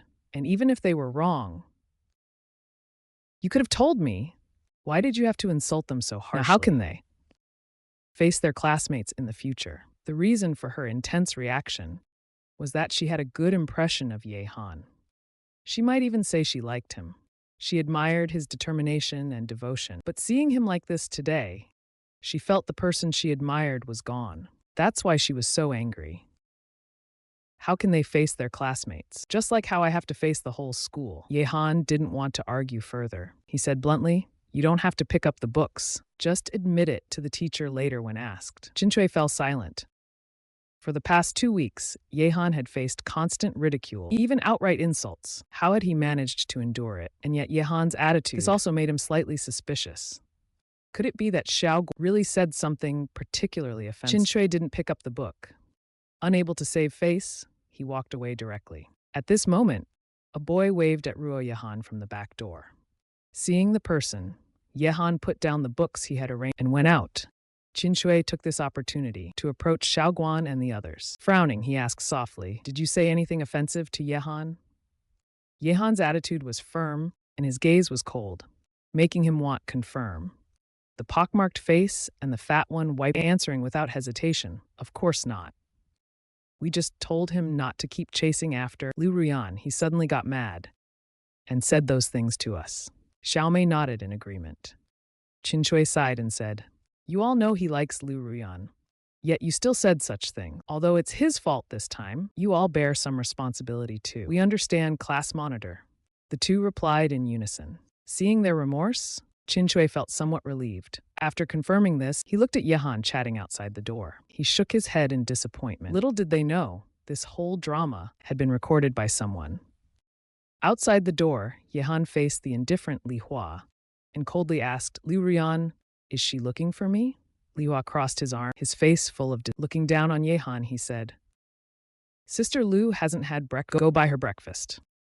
Bring it to the classroom quickly. Don't make her wait. But there are no breakfast places near the school. Where should I buy it? And class is about to start. Yehan replied, frowning. That's not my problem. If you dare not go buy it, you know what will happen. Li Hua sneered. You can forget about passing Liu Jie's test. I'll break your legs first. Liu Ruyan is just trash, and naturally the dog she keeps is also but in their eyes, Yehan was far too easy to bully, so they were always bold in front of him. Yehan was about to slap the person in front, but suddenly remembered there was a bag of breakfast he bought last week in his drawer. He then smiled and said, You go back first. I'll deliver it to Liu Ruyan later. Li Hua smiled slightly. Smart choice. But make sure Liu Jie is buy a more expensive breakfast next time. Li Hua returned to the class with everyone's expectant eyes and Liu Ruyan's confident gaze, making an okay gesture. This immediately caused an uproar in the class. Liu Ruyan sat in the chair holding a fist, smiling arrogantly. Her girlfriends around her looked at her with envy, wishing they could replace her. There were only 7 minutes until class. Even if Yehan left now, he wouldn't make it in time. He would definitely get scolded by the teacher later. As expected of Liu Jie, she really turned Yehan into, it's truly impressive. This isn't a boyfriend, this is just a dog. Others called her boyfriend a dog, yet Liu Ruyan didn't feel angry at all. Instead, she held her head even higher. I've said it before, as long as it's my request, Yehan will never refuse. And I'm not afraid to tell you, to this day, I've never let Yehan touch me. Liu Ruyan said proudly.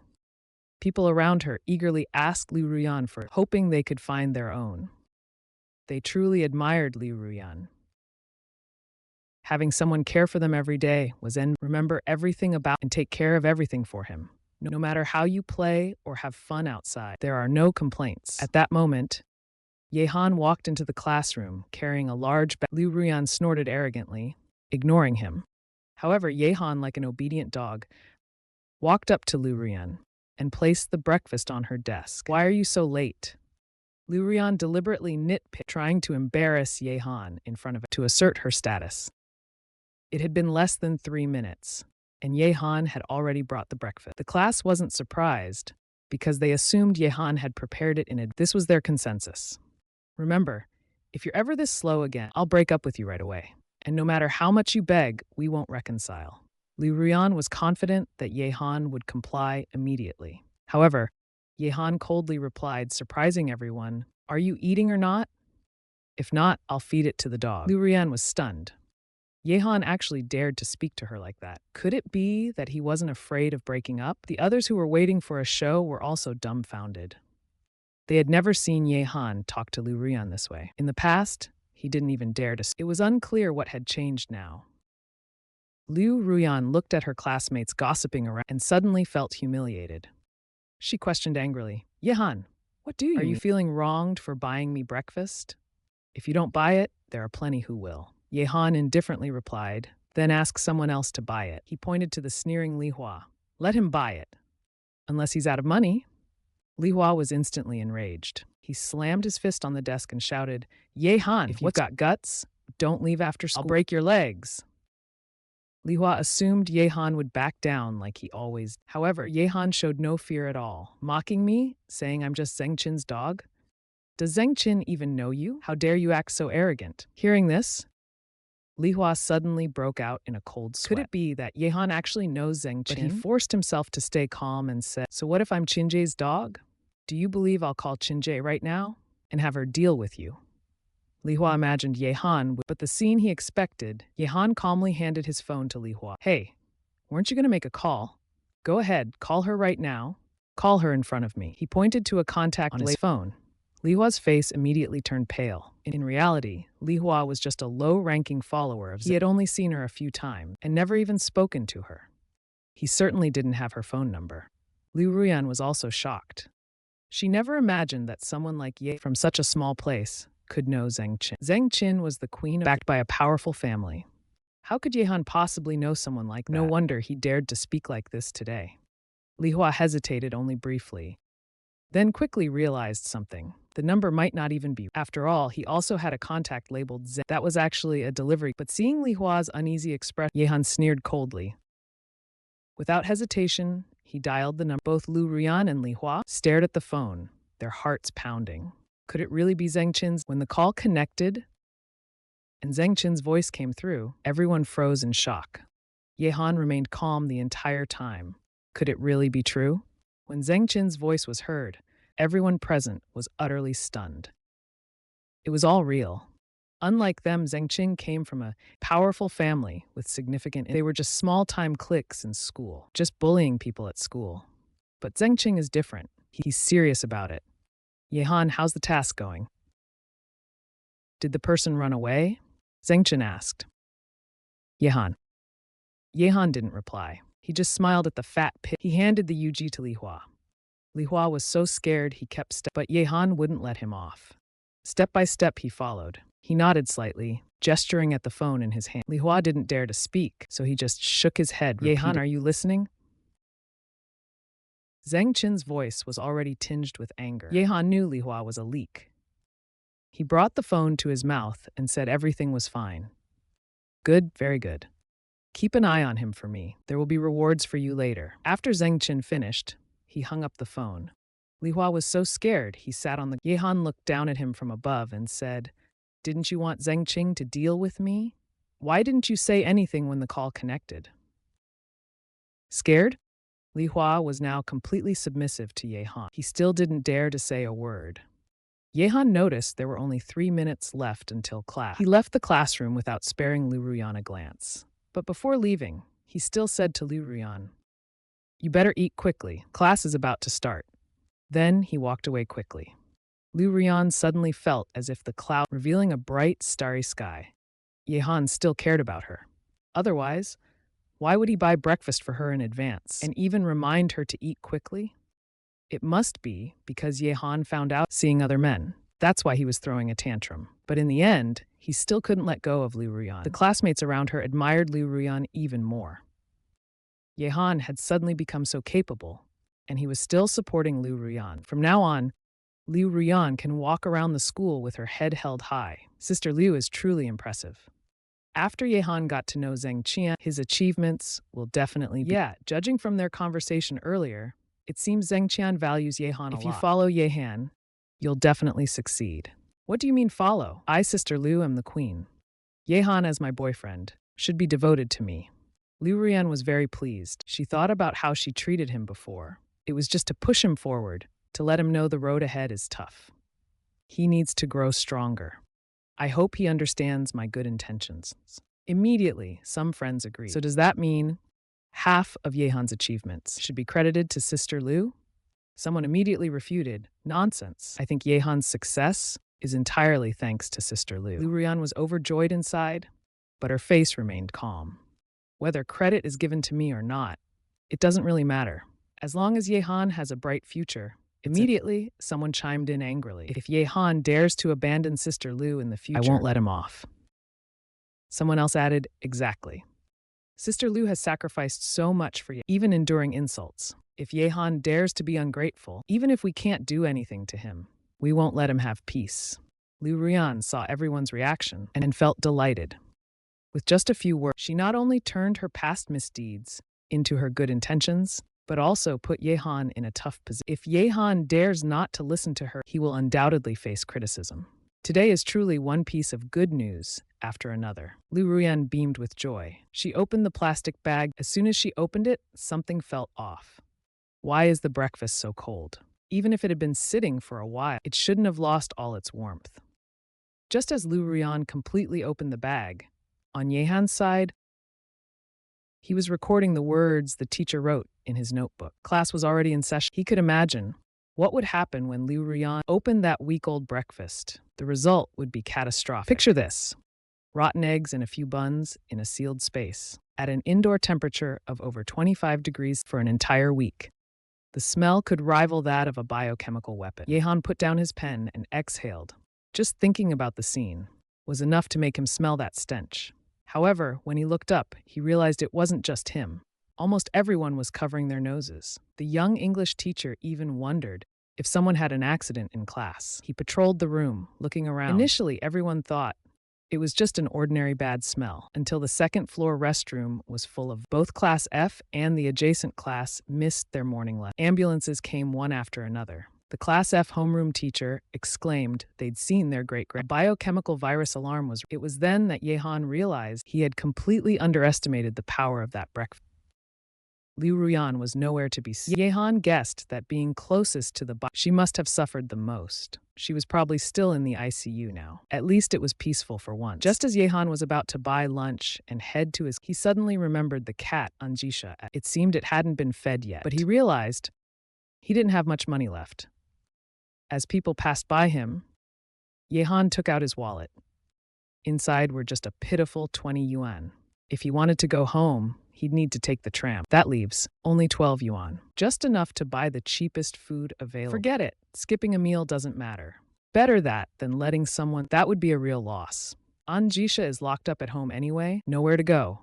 And without food, it would be worse than prison. The lunch break is long, about 2.5 hours. Enough time for a round trip. No hesitation.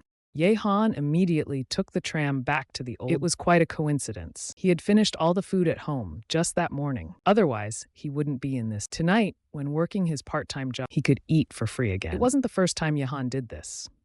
Besides, the food at the restaurant usually went on. If not eaten, it would be thrown. Back in the old district, Yehan went to the restaurant and bought the cheapest meal. It was basically just leaves with some sauce and one slice of bacon. Whether An Zhisha would like it or not didn't matter. There were no other options anyway. He really was out of options.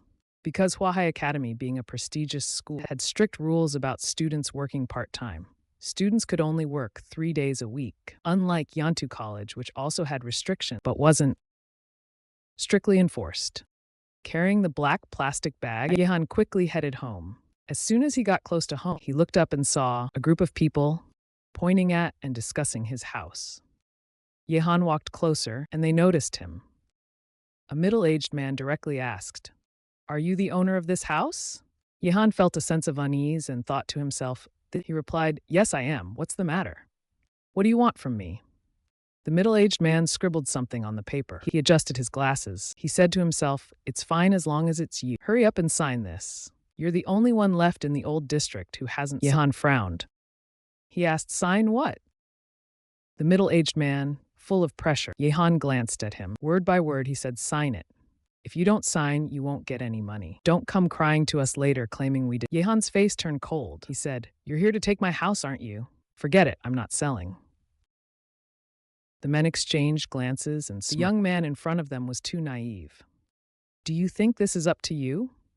We're fully capable of taking your house without paying a penny. We can seize your house without any issues. This entire old district now belongs to, backed by the Huahai nobility of the old times. How long do you think you..." The middle-aged man leaned. He threatened, "Sign the papers now. I might make an exception and give you, if you don't sign, to put it bluntly.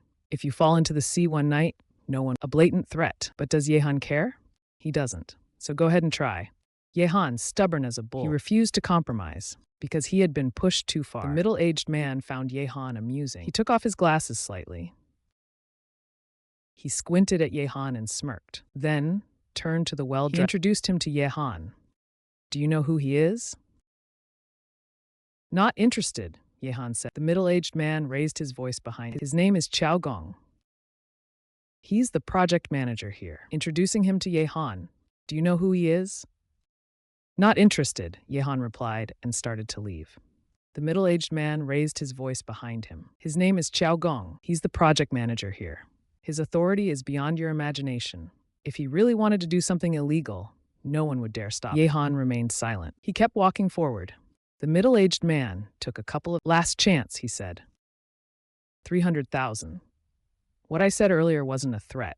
I'll give you 3 days to think about it. Life or death, your choice. Yehan still didn't respond. The middle-aged man sighed silently. He didn't expect Yehan to be so stubborn, completely unafraid of threats. Then, like a fawning lapdog, he walked over to Qiao Gong. Bowing and scraping, he said, "Mr. Qiao, how should we deal with this young man?" Qiao Gong's gaze was still searching for something. His expression wasn't pleasant. Hearing the question, he replied impatiently, "Whatever it is, let's talk about it after we find Miss An. If we don't find her, my life is at risk." Miss An was the treasured daughter of the An family, a noble family. She was the future heir to the group. Just her name was enough to intimidate anyone. Qiao Gong commanded his men, searching every corner of the area. But there was no sign. Since it was an old district, there were few surveillance. This made the search even harder. When discussing Miss An, even the previously arrogant didn't dare to say a word. He feared saying something wrong. One wrong word, and he might end up in Huahai Bay. Qiao Gong emphasized, finding Miss An is the priority. Everything else can wait. In the meantime, send some people to throw out the kid's belongings. Force him to leave. If that doesn't work, we'll deal with him when we have time. Do as Mr. Qiao says. Qiao Gong scanned the area. He couldn't find anyone. He couldn't help but mutter in frustration. The events earlier were still fresh in his... He knew what those people said wasn't just to scare him. It was real. That's just how Huahai was. Power meant everything. He unlocked the door, and An Zhisha was sitting quietly inside, as if waiting for him to return. "Haven't eaten, have you? I bought you some food." Yehan composed himself, pretending to act normal. "What's wrong?"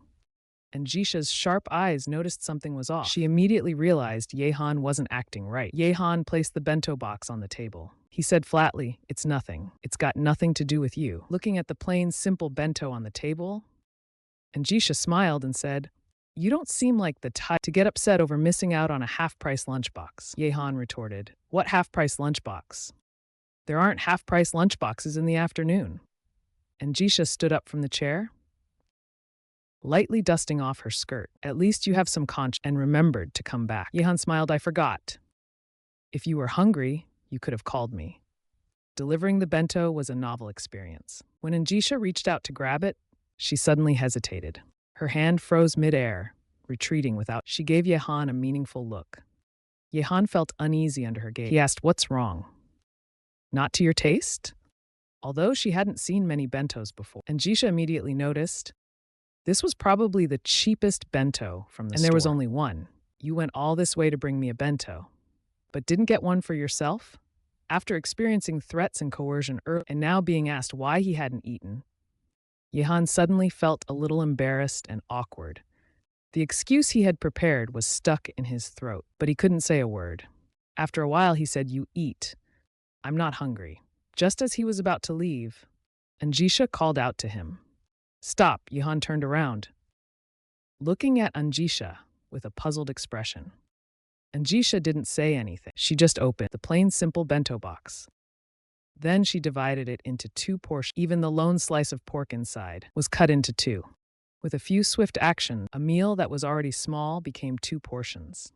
"Time is running out, isn't it? No need to rush. Finish eating before going to..." An Zhisha placed chopsticks on the bowls and nodded at Yehan, motioning him to come eat.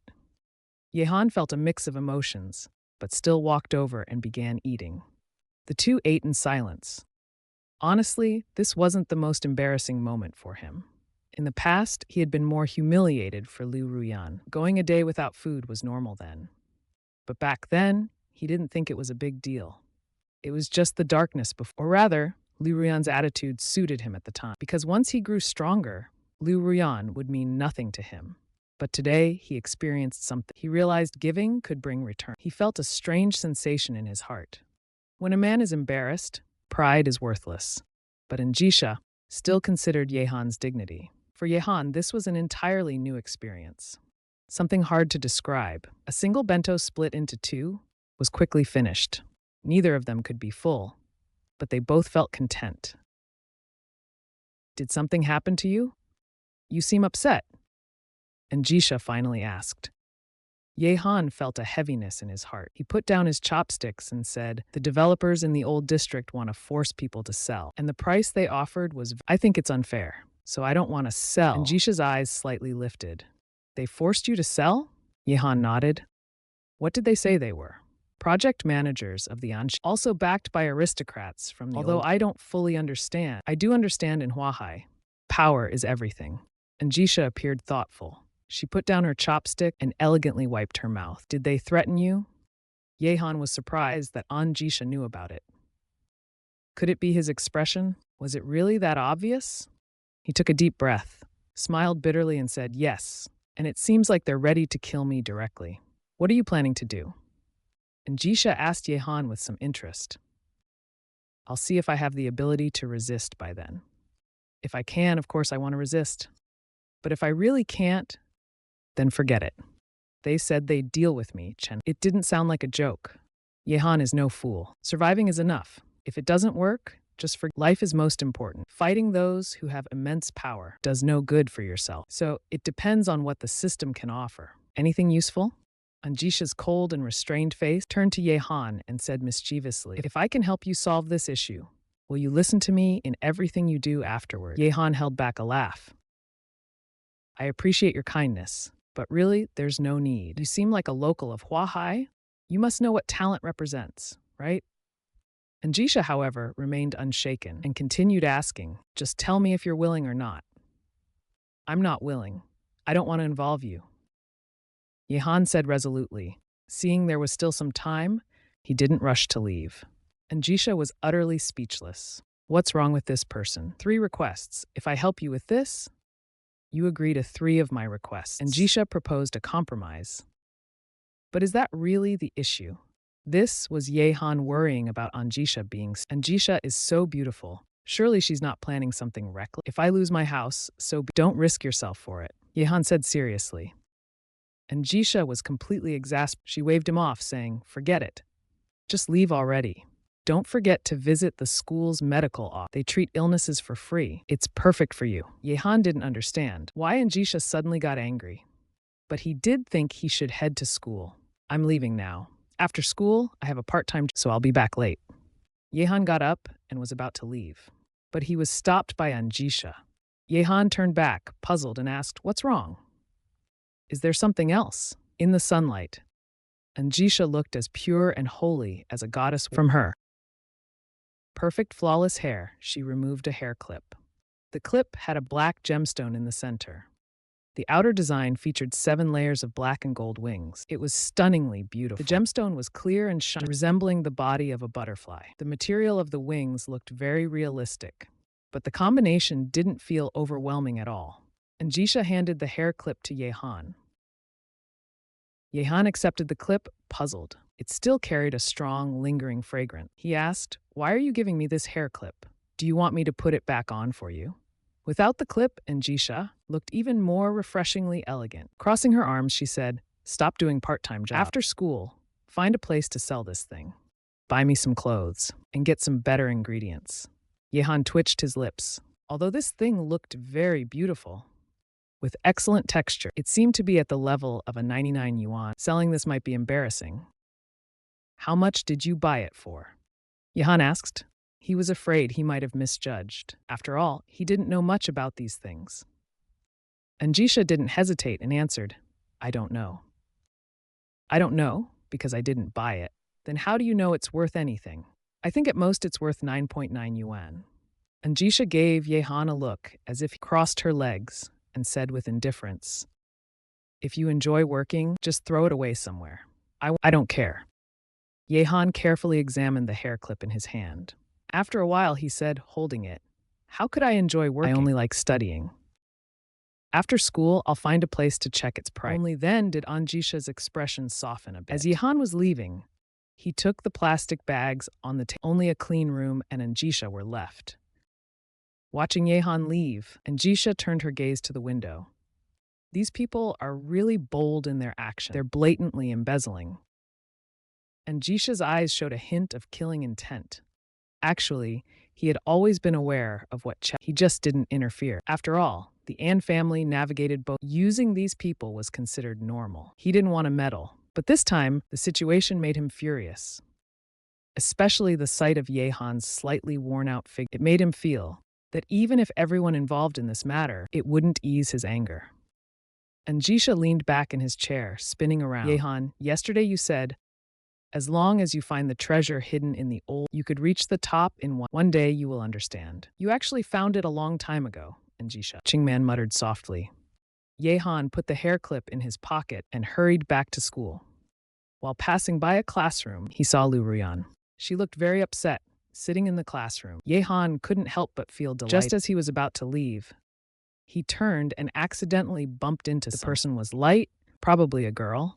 Yehan quickly stepped forward to help her up. Sorry about that. Are you okay? The girl stood up with a pained expression, dusting off her skirt.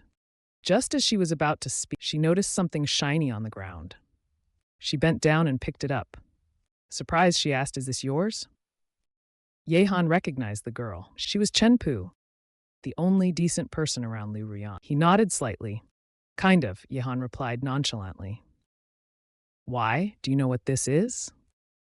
Chenpu examined the hair clip closely, her expression shifting a mix of shock and disbelief.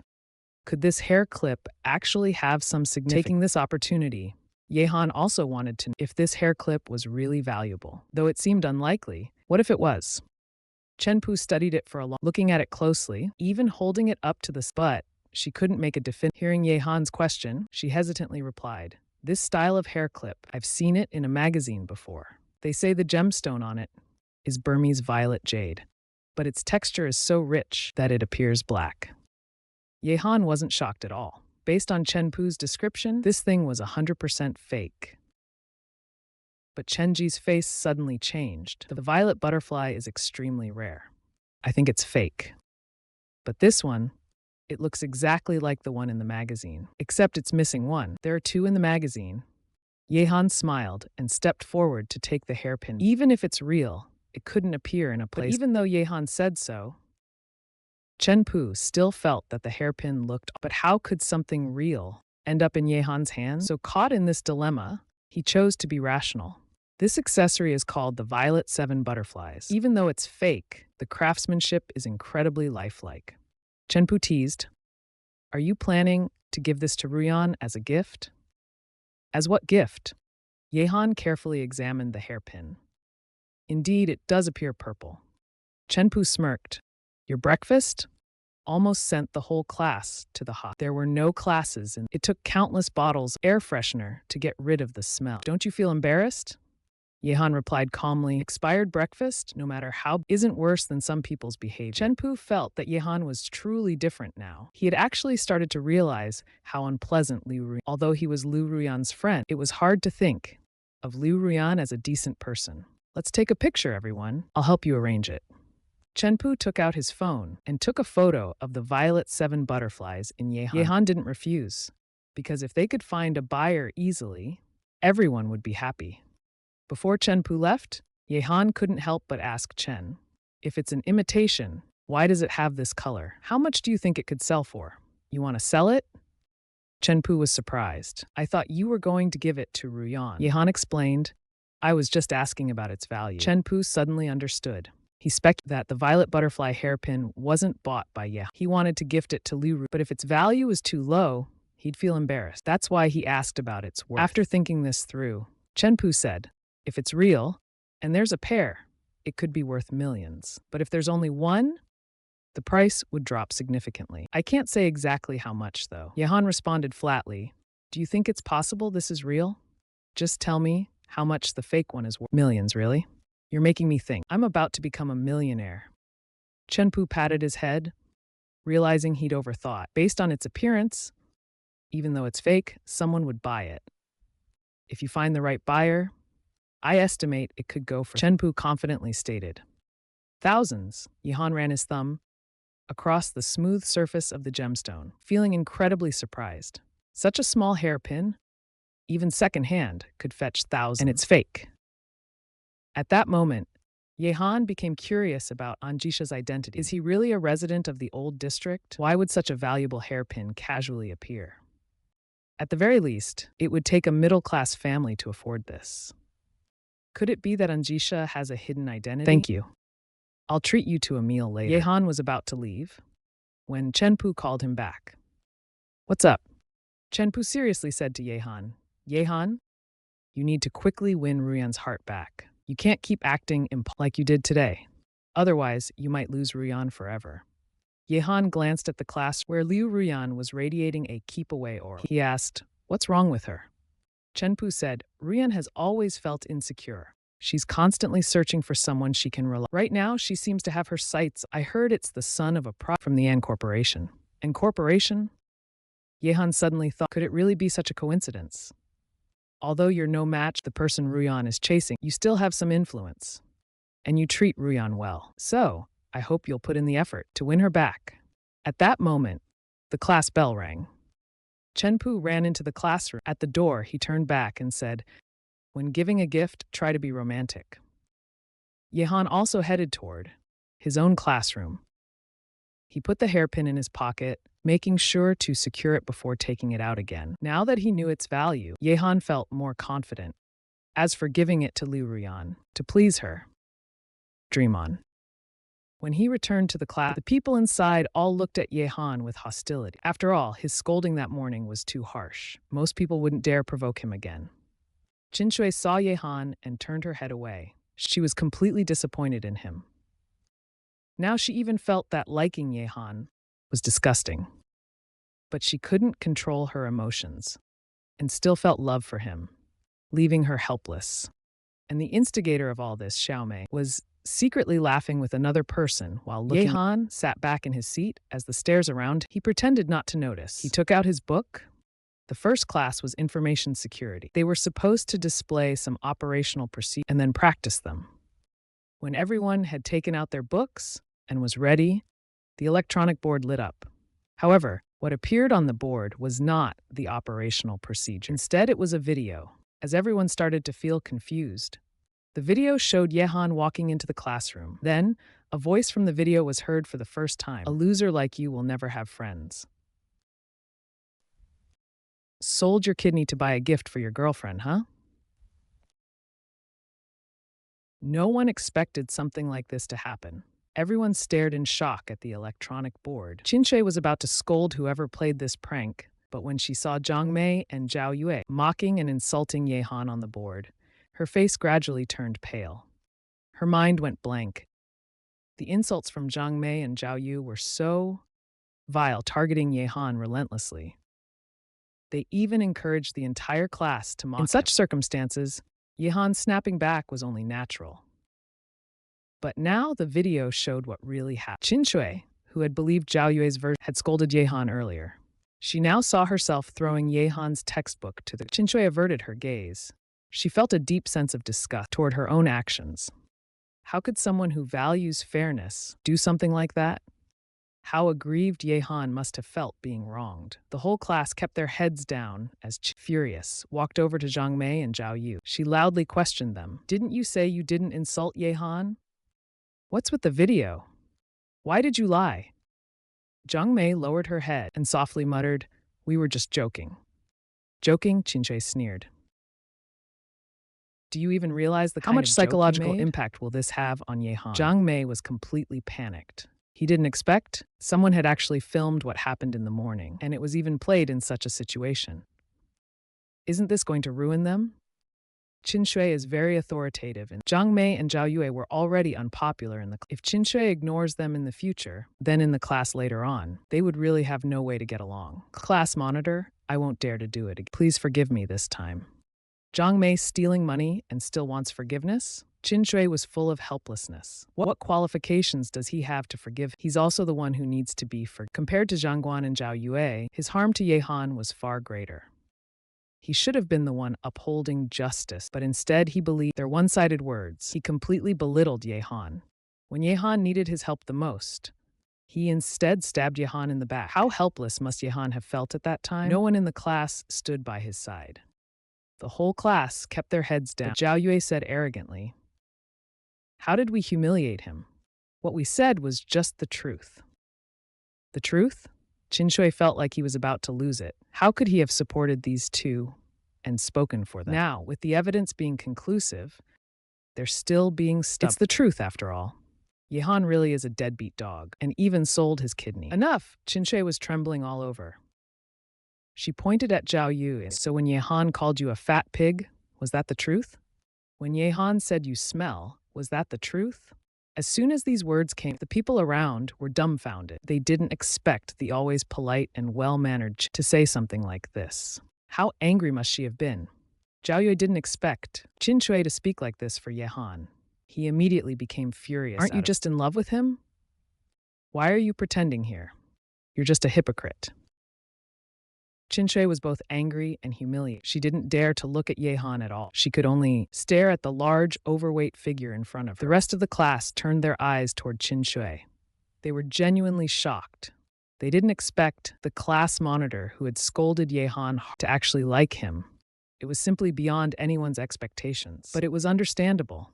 After all, although Yehan he was handsome, loyal, and always ranked among the top in academic performance. It was perfectly normal for girls to like him. Everyone felt bad for Qin Shui. Given what had happened, there was no way she could have any chance with that. Was absolutely impossible. Qin Shui clenched her fists. She quietly glanced at Yehan, only to find that Yehan wasn't paying any attention to. He was quietly reading a book, and his gaze never once fell on her. Her heart ached terribly.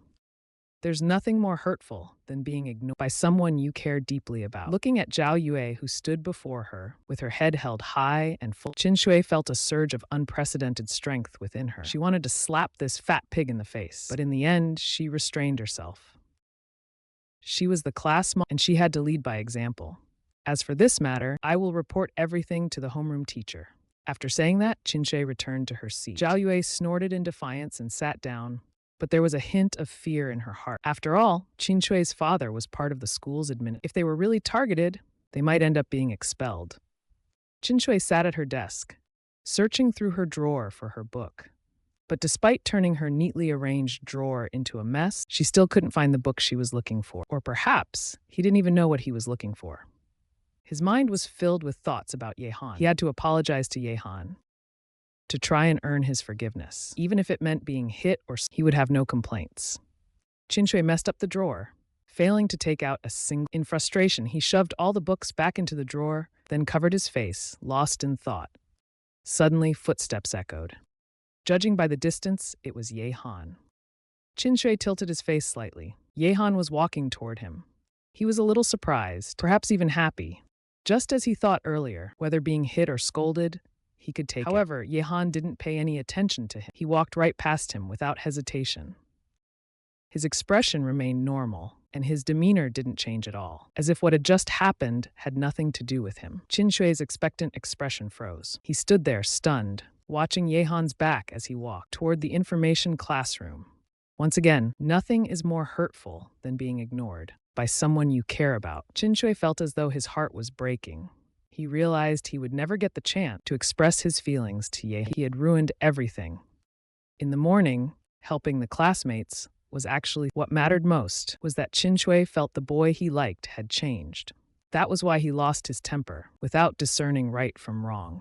However, after learning the truth, he realized that his prejudice against Yehan, who had subconsciously made him believe that he was trying to improve Yehan so that he could be worthy of him. He thought Yehan should be grateful to him. But unexpectedly, Yehan had no problems. The problem was him. It was his prejudice against Yehan's background. This was what led to an irreparable disaster. The more Qin Shui thought about it, he stood up and slammed his books onto the desk in frustration. The force caused the books to scatter. This immediately drew the attention of when Yehan was being bullied. You didn't stand up for him. Fine. But why, when I misunderstood Yehan, did none of you speak up either? Does watching someone being mistreated make you all happy? The class fell silent. Meanwhile, Yehan walked alone toward the information. He hadn't felt any emotional rip from what had just happened, because he didn't care at all. Whether it was Zhang Mei or Zhao Yu, or even Qin Shui, it didn't matter to him. Whether it was stealing or trying to make amends, it was all meaningless. He didn't want to deal with any of it. But with these thoughts in mind, as Yehan entered the information classroom Qin Shui kept trying to find a chance to apologize, but he couldn't find an opening. No matter how he tried to strike up Yehan wouldn't respond. This left him feeling frustrated. Yehan, I'm sorry. I really didn't know they would go that far. Qin Shui deliberately sat next to Yehan and spoke in a low voice. Only Yehan could hear him. Yehan continued playing his game, completely ignoring Qin Shui. Qin Shui leaned in closer, anxiously saying to Ye Han, I'll make it up to you. Please don't act like this, okay? Zhang Mei and Zhao Yue, I'll report everything to the homeroom teacher. You'll definitely get justice. Hearing this, Ye Han finally reacted. Justice? Delayed justice is worthless. After saying this, Ye Han stopped acknowledging Qin. No matter how Qin Shui tried to engage him, it was useless. Seeing Ye Han's resolute demeanor, Qin Shui truly regretted it to the point if only he had helped Ye Han when he needed it most. At least they could have been friends by now. But there's no medicine for regret. Meanwhile, Class 1 was on break during their physical education class. Liu Ruyan sat on the steps, cursing Ye Han nonstop. That bastard Ye Han. He gave me such disgusting stuff. It's utterly unforgivable. Liu Ruyan's expression was extremely The stench still lingered on her clothes, and it was unbearable. Her girlfriends beside her chimed in, agreeing. Yes, Ye Han really went too far. Sister Liu, you must not let him off this time. Someone questioned, could it be that Ye Han found out, Sister Liu, that you were flirting with someone else? Otherwise, why would he suddenly turn so cold? Not only does he give you no face in class, but he also gave you breakfast. That's probably Liu Ruyan thought it over carefully and felt that the person made. She sneered. So what if he knows? Do I need his permission for what I do? Does Ye Han think he's worthy of someone like me? In truth, Liu Ruyan didn't say one thing out, and that was about the birthday gift Ye Han planned to give her. If not for that, she would have broken up with Ye Han long ago. At this moment, Chen Pu walked over. He had just sent Ye Han's purple butterfly orchid to an expert for appraisal. He was still waiting for the result. Although he knew it was unlikely, he still wanted to give it a try. Seeing Liu Ruyan scolding people, he consoled her. Ruyan, there's really no need for this. It's normal for Ye Han to feel since you've been flirting with other men. It's not surprising that he would act the way he did. Chen Pu took a sip of water and added, whose friend are you anyway? How can you even defend Ye Han? Liu Ruyan said angrily, clearly displeased with Chen's words. I'm just comforting you. Don't be angry. Ye Han definitely loves you. He even prepared a gift for you. A gift? Liu Ruyan instantly calmed down. She asked anxiously, a gift? What kind of gift? Is it my birthday gift? Chen Pu chuckled and said, no. It's a startup, but it's quite valuable too. A startup? Liu Ruyan instantly lost interest. She only wanted highly valuable things. How much could a startup be worth? The people around also showed disdainful expression. Chen Pu looked a bit awkward. Then, he thought about showing Liu Ruyan the violet butterfly. He wondered if it would make her happier. Ruyan, look. Although it's a bottle, it's really beautiful. It's valued at over 10,000 yuan. Chen Pu moved closer to Liu Ruyan. He zoomed in on the violet butterfly plate on his. Hearing about 4 belly, Liu Ruyan frowned deeply. But when she heard it was worth 10,000 yuan, her interest was piqued again. The ladies around gathered around. They looked at the violet butterfly photo on Chen Pu's phone. They exclaimed, it's so beautiful. This luster is incredibly bright. And the shape is irregular. Unlike those 9.9 yuan free shipping, each side looks exactly the same. Yeah, this gemstone is truly stunning. Ye Han does have some sincerity. Liu Ruyan grabbed the phone from Chen Pu. She examined it carefully. Even she thought the violet butterfly plate was extremely beautiful. It truly is very pretty. No wonder rare pieces are valued at over 10,000. Chen Pu chuckled. Ye Han gave you this, so you should forgive him now, right? Besides, you really shouldn't keep chasing those rich young men. They'll discard you when they get bored. Ye Han is still the best match for you. Think of Ye Han's efforts over the past. Everyone can see it clearly. Now Liu Ruyan following Ye Han is not bad. It's really good. Dream on, Liu Ruyan said without hesitation. A 10,000 yuan gift to make me forgive him? That's just a dream. Without a 230,000, Ye Han shouldn't expect me to say another word. Of course, I'll still accept this startup. After all, it's something Ye Han, as my helper dog, should do. Chen Pu was speechless. Seeing Liu Ruyan's stubborn attitude, he felt that she would regret it sooner or later. As everyone was chatting, a message popped up on the phone. Chen Pu took the phone. Under everyone's curious gazes, he opened it. Is this image from the internet? Chen Xiao replied truthfully. What's the matter? A message came back quickly. This violet butterfly is real. Be honest, where exactly did you get it? Seeing this message, Chen Pu's hands started trembling. He actually wasn't mistaken. The violet butterfly in Yehan's possession was real. He looked up in shock. Liu Ruyan also looked at him, with disbelief on her face. The two stared at each other, but neither of them could say a word. Because they were simply too shocked. He said, "This violet butterfly is real?" Chenpu said in a daze. Liu Ruyan got excited. She grabbed Chenpu's shoulders and asked, "How much is it worth?" She didn't care where Yehan got it from. She only knew that a fake was worth 10,000. If it was real, it must be worth a fortune. Chenpu calculated briefly. Violet butterflies come in pairs. A pair costs tens of millions each. For a single one, but it's still worth at least 1 million. Under Liu Ruyan's expectant gaze, he slowly raised one finger. Liu Ruyan guessed 100,000? Chenpu shook his head. Liu Ruyan then guessed 1 million. Chenpu nodded. To ease his shock, he said it might even be worth more. If you find the right buyer, it could sell for 3 or 4 million. Liu Ruyan's pupils contracted. Her mind went blank instantly. Am I dreaming? Can I really wear something worth millions? It would be a tremendous boost to her vanity. For the entire day, Yehan was diligently studying. Soon, it was time for school to end. Yehan was packing his thing when his phone rang suddenly. He picked it up and saw it was a call from Yan Tutu. He slung his bag over his shoulder, answered the call, and asked, "Tutu, what's up?" Yan Tutu sounded a bit excited. She immediately said loudly, "Yehan, when are you coming to the deli? We finished school early today, so I made you a special meal. Come see if it suits your taste." From Yan Tutu's quickened breath, Yehan could tell she had put a lot of effort into the meal. However, Yehan had plans to sell the startup item to An. He wouldn't be going to the deli. Although he felt sorry for disappointing Yehan still said, "Tutu, I have something to do today, so I won't be working.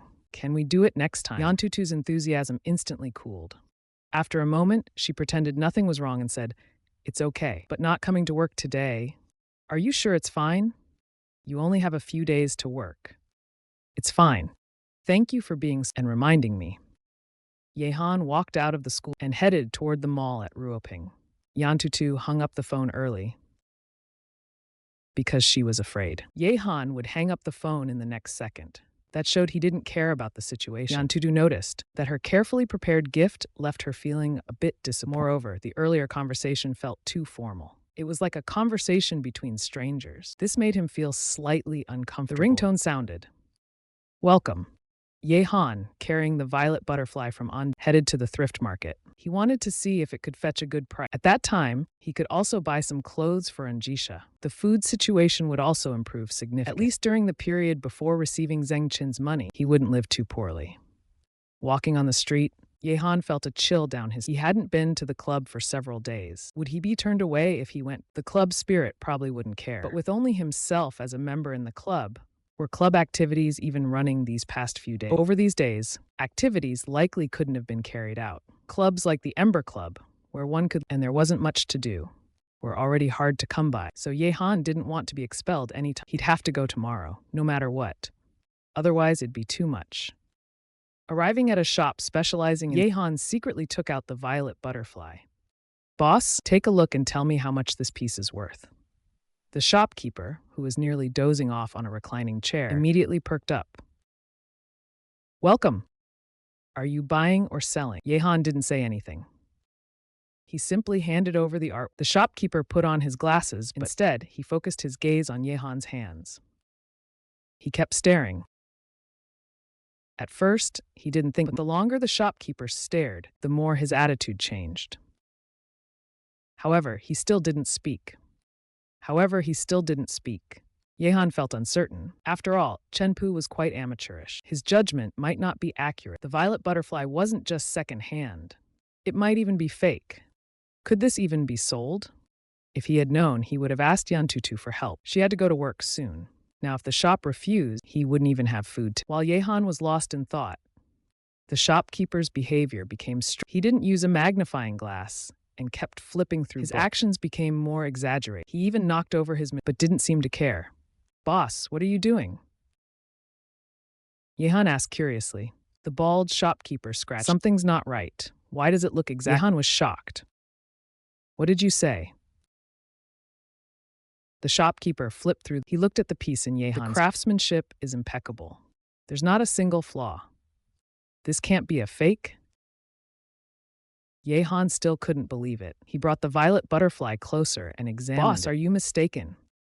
How could this possibly be real?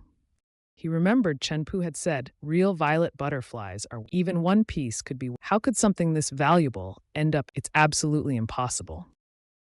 This piece came from An Zhisha. If the accessories An Zhisha casually wore were worth power far surpassed Zen Qin, would Zen Qin even dare to hire him? So it must be fake.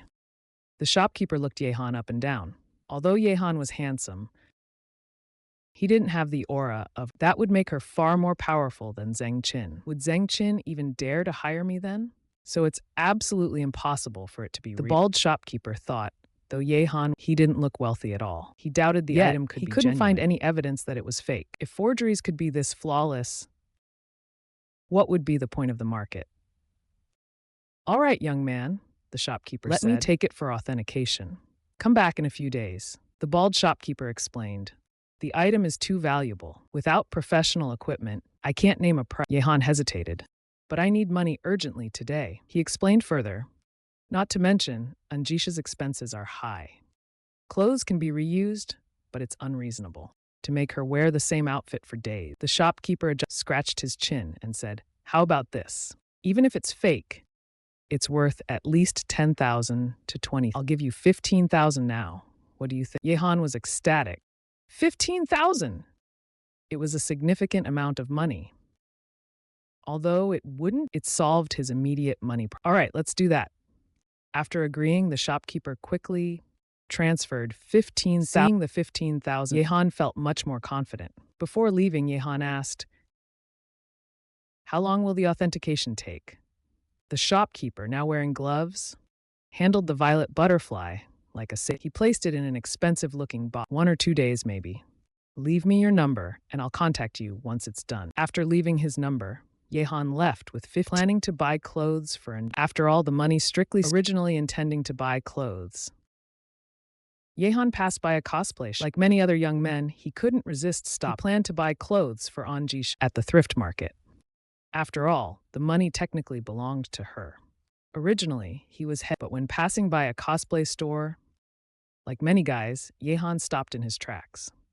Looking at the dazzling array of costumes inside, Yehan couldn't help but imagine An Zhisha wearing those outfits. Let's buy a few. Maybe she'll like them, he thought. Yehan seriously considered. He understood there was a high chance she might need something like this. Yehan didn't hesitate any longer and went straight in. Nurse outfits, sailor suits, bunny costumes, and cat ears all seemed perfect for her. She would probably like them all. Anyway, he had money. Might as well buy a few more, including the mentioned ones, along with a few more reliable outfits. Yehan bought them all. Of course, stockings were a must. He spent over 1,000 in one go. Yehan didn't feel any regret at all. After all, this was technically, and when buying things, he had to consider An Zhisha's perspective. The money had to be well spent. Of course, Yehan also bought many regular clothes. After all, he wanted to give An Zhisha options. He then bought plenty of fresh vegetables and meat products. Yehan was ready to go home. Today was a fruitful day. While waiting for the tram at the station, his phone rang again. Yehan thought it was An Zhisha getting impatient, but when he looked, it was actually Liu Ruyan. What does she want now? Yehan didn't hesitate and answered the call immediately. Once connected, Liu Ruyan's tone was unexpectedly gentle. Yehan, where are you right now? I've been waiting at the school gate for half a day. Why haven't you come out yet? Yehan wasn't surprised. Whenever Liu Ruyan needed something from him, she would always use this, but this time, it seemed even more. Why are you waiting for me? I left a long time ago. Yehan said calmly. Why did I wait for you for so long? How dare you leave first? Liu Ruyan's voice instantly rose by several levels. However, Yehan had anticipated this. He had already moved Yuji away. Liu Ruyan and a few friends waited at the school gate for nearly an hour. It was all for Yehan's violet butterfly in the rain. Yet Yehan had actually left. Wasn't that a waste of time? That violet butterfly is worth several million. Otherwise, why would they wait at the gate after school? After waiting so long, Yehan wasn't even grateful. Instead of quickly handing over the violet butterfly, he left first. That really made her furious. But thinking about the real violet butterfly, Liu Ruyan softened her tone. Speaking of Yehan, I heard from Chenpu that you were going to give me a gift. Why did you leave first? Yehan immediately guessed that Chenpu had shown the photo to Liu Ruyan. It was even likely verified online as authentic. That's why Liu Ruyan was in such a hurry to find him. She even waited for him for an hour. With a slight smile, Yehan decided to get back at Liu Ruyan to collect some interest for the frustration over the past Ruyan, I'm sorry. I plan to sell that violet butterfly. I'll buy you another gift later, okay? Yehan leaned back in the rest area of the gazing at the light rain outside and said, how much did you sell it for? Liu Ruyan immediately panicked. That item might really be authentic. But Yehan didn't know and could easily be scammed. Yehan hesitated and said, I just asked around. The shop owner said the quality is excellent. He offered 100,000 for it. I think I met a fool. I'll sell it and get you a gift. 100,000! Liu Ruyan started to get excited. The second-hand jewelry store owner is known for having a sharp eye. If it could go for 100,000, then it's definitely because they realized the violet butter. Otherwise, no one would offer such a high price. Yehan, don't sell it. Just give it to me.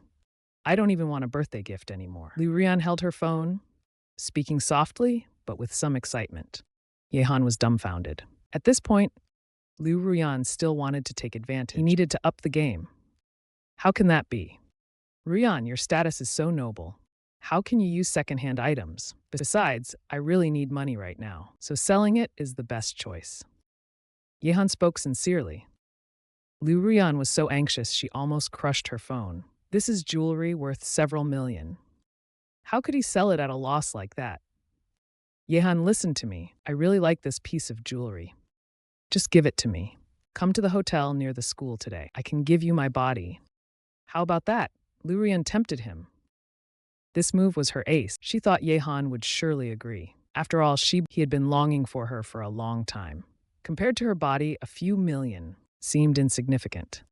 However, Yehan sighed, stood up and said, Ruyan, I can't talk now. The shop owner just came out.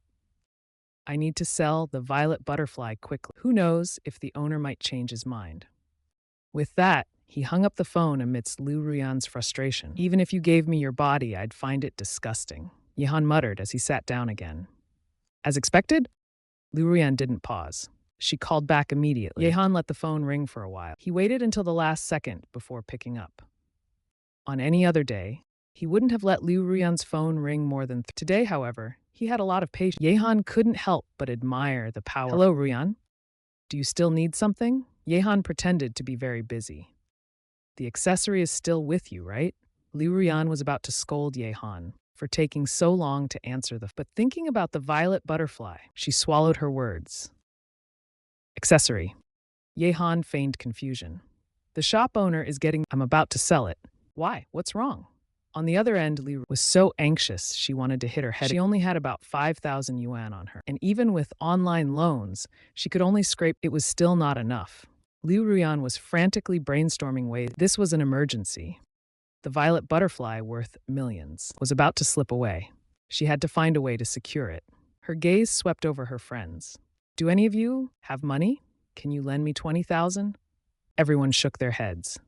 They were all students, with only a few thousand yuan. Where would they get tens of thousands? Liu Ruyan frowned, wanting to scold them, but she held back in the end. She pleaded, can you take an online loan?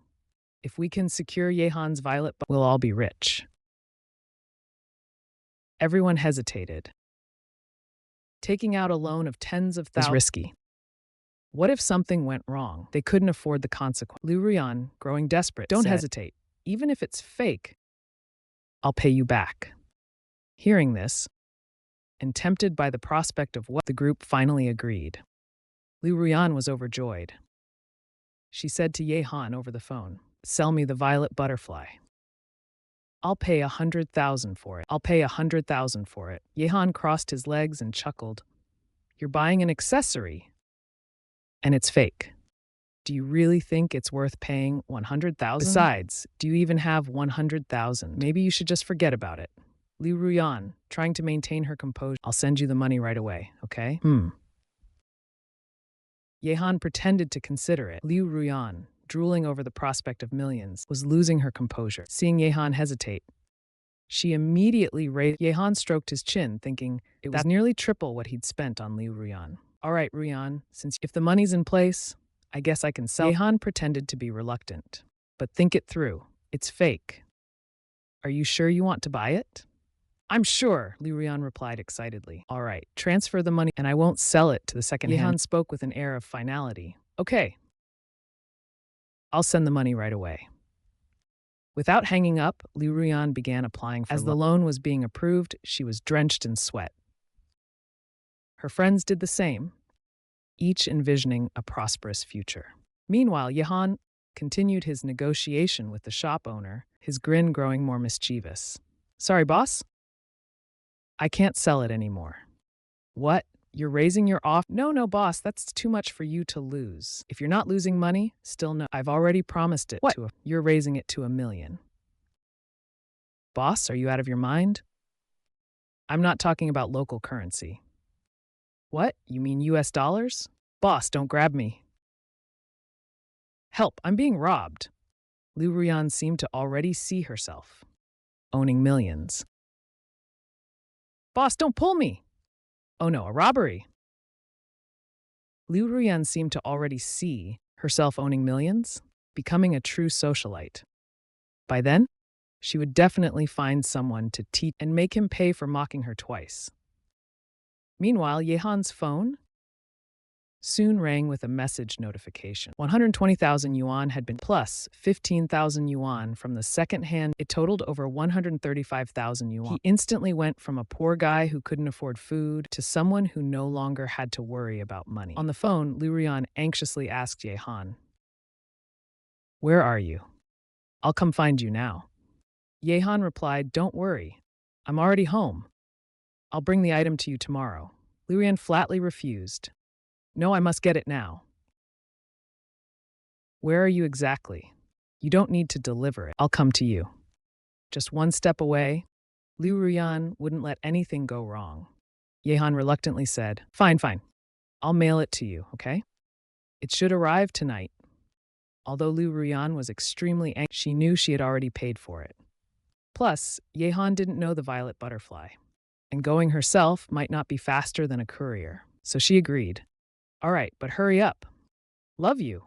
Liu Ruyan finally decided to give Yehan some motivation. After hanging up, Yehan stared at his phone with disgust. After a cold sneer, he headed to the second-hand jewelry section. For 20 yuan, he bought an identical piece and sent it to Liu Ruyan. It wasn't his fault. He had already said it was fake. Liu Ruyan insisted on buying. It was just her luck. Liu Ruyan had to pay for her past action. 120,000 yuan. Liu Ruyan. That was just the interest. This is just the interest. The effort I wasted on you is not something 120,000 yuan. Liu Ruyan made him a target of ridicule for everyone at school. Although those psychological scars no longer bother, that doesn't mean they didn't hurt him in the past or that he won't seek retribution. This is just the beginning. It was getting late. Yehan finally decided to take a taxi home. Although it was a bit expensive, this kind of money was nothing to him now. It was already around 9 p.m. Yehan returned to the old district. As he passed a 24-hour, the door suddenly opened from the inside. Yan Tutu, wearing her store uniform, ran out, holding a box in her arms. Yehan, wait a moment. Yan Tutu waved her hand as she ran. Yehan turned around and saw Yan Tutu, asking, "What's the matter? Do you need something from me?" Yan Tutu pouted, complaining, "Can't I find you, even if I don't have a reason? Why have you been so cold to me lately?" Yehan, feeling a bit guilty saw that Yan Tutu seemed genuinely upset. He calmed himself and apologized. "Sorry, I've been busy lately. That's why I've been dismissive." Yan Tutu rolled her eyes at Yehan. "Fine, I forgive you." She then handed the lunchbox she was holding to Yehan, her face slightly red. "This is a bento I made for you. Try it out." Yehan was stunned, so Yan Tutu had been waiting for him, just to deliver this bento. "Thanks, I'll definitely eat it," Yehan said as he took the bento from her hand. He was genuinely happy. After all, it was a heartfelt gesture from a girl, showing that she cared. Yan Tutu's face turned shy, and as she added, "Make sure you eat it, okay? If there's anything I didn't do well, Let me so I can make adjustments for you in the future. Yehan held the bento box with mixed emotions. He couldn't say he wasn't. Yan Tutu had put so much thought. There was even a heart-shaped sticker, but he really had no plans for a romantic relationship. Yan Tutu's face was already completely red. If she stayed any longer, she might faint. She quickly said, "Don't overthink it. It's just that we're similar people, so we should help each other." With that, she said goodbye and went back to the convenience store, where she continued checking out other customers. She then snuck a glance at Yehan. Before returning, Yehan turned around and smiled slightly. It felt really good to be liked by someone. When he got home, he unlocked the door. As he stepped in, a familiar fragrance. It was the scent of An Zhisha. Surprisingly, in just one day, her scent had already permeated the entire room. Inside the room, An Zhisha wasn't watching TV. She was playing a fighting game. She seemed completely absorbed. Yehan glanced at her upon entering, but didn't say anything. He was also a bit tired. He put down his things, then took out 2 decent drinks from the shopping bag. He poured one for An Zhisha, who was focused on her game, and drank directly from the bottle. Then he sat down next to her and watched her play. It was a fighting game, with both challenge and versus modes. It was something he used to play as a... An Zhisha was currently in challenge mode, but she was only on the 2nd stage. She seemed quite smart, but unexpectedly inexperienced. She kept getting defeated by the same move. After watching for a while, Yehan couldn't bear it anymore. He advised, "Why don't you try dodging their ultimate move? Don't go head-to-head with it. Wait until its ultimate move is over, then attack it." And Zhisha focused on the screen, saying, "Only cowards rely on tricks like that.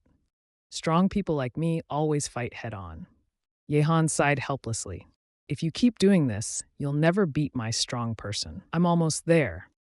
An Zhisha said with a focused, slightly naive expression. Looking at the boss with more than half its health bar, Yehan covered his face. He seriously suspected An Zhisha might have been stuck on this stage all day. After watching her play for a while longer and seeing no sign of her clearing the stage, Yehan couldn't take it anymore. He directly snatched the controller from An Zhisha's hands. An Zhisha seemed dissatisfied, but having been stuck for so long, she didn't say much. "Let me show you how to clear this stage." This boss was an introductory level 1, so it wasn't difficult. This stage was meant to teach adaptability, not brute force. An Zhisha sat quietly beside Yehan without expressing her opinion, but her crossed arms seemed to say, "If you fail, Yehan, you're doomed." But that scenario never happened. Not only did Yehan, but he didn't lose a single point of... It was a perfect display of skill. "How was that?" Yehan asked An Zhisha with a smirk. "Not bad," An Zhisha replied as she took the controller back. She then tried using the techniques she just learned to clear the stage. But she still made mistakes easily, so Yehan guided her from the side. The two would burst out laughing at An Zhisha's silly or hold their breath in suspense. The atmosphere was light and enjoyable. Before they realized it, they had moved closer and closer to each other, even crossing the line of mere friendship. About an hour later, An Zhisha finally cleared the stage. "I knew I could do it. How could such a trivial challenge stop me?" An Zhisha stretched her slender and graceful body. Her waist was incredibly alluring. Yehan was staring until An Zhisha glared at him. "Are you hungry, What's for dinner tonight?" "Tonight's dinner. Please raise your expectations because the ingredients are fresh meat. Definitely not frozen meat. That kind of trash can't compare to you." "Haha, you really are unpredictable." And Zhisha looked amused, glancing at the pile of stuff Yehan bought. She didn't react much to the strange outfits, just slightly raised an eyebrow. However, when her gaze landed on a heart-shaped lunchbox, her face instantly turned cold. "Yehan, what is that thing?" she asked with extreme indifference. Yehan paused with the ingredients in his hand, turned his head in confusion to look at An Zhisha. His face was full of puzzle. Seeing Yehan's indifferent expression, An Zhisha immediately became wary. She thought about throwing a few people into Flower Bay to feed the fish. A chill appeared on her face. She spoke again coldly. "What's with this lunchbox?" Yehan put down the ingredients and scratched his head. He didn't quite understand what was wrong with An Zhisha. Why was she fine just now and suddenly got angry? And she looked really furious. "This is food prepared by a friend of mine. I came back late, so I brought it home instead of..." "What's wrong? Don't you like this lunchbox?"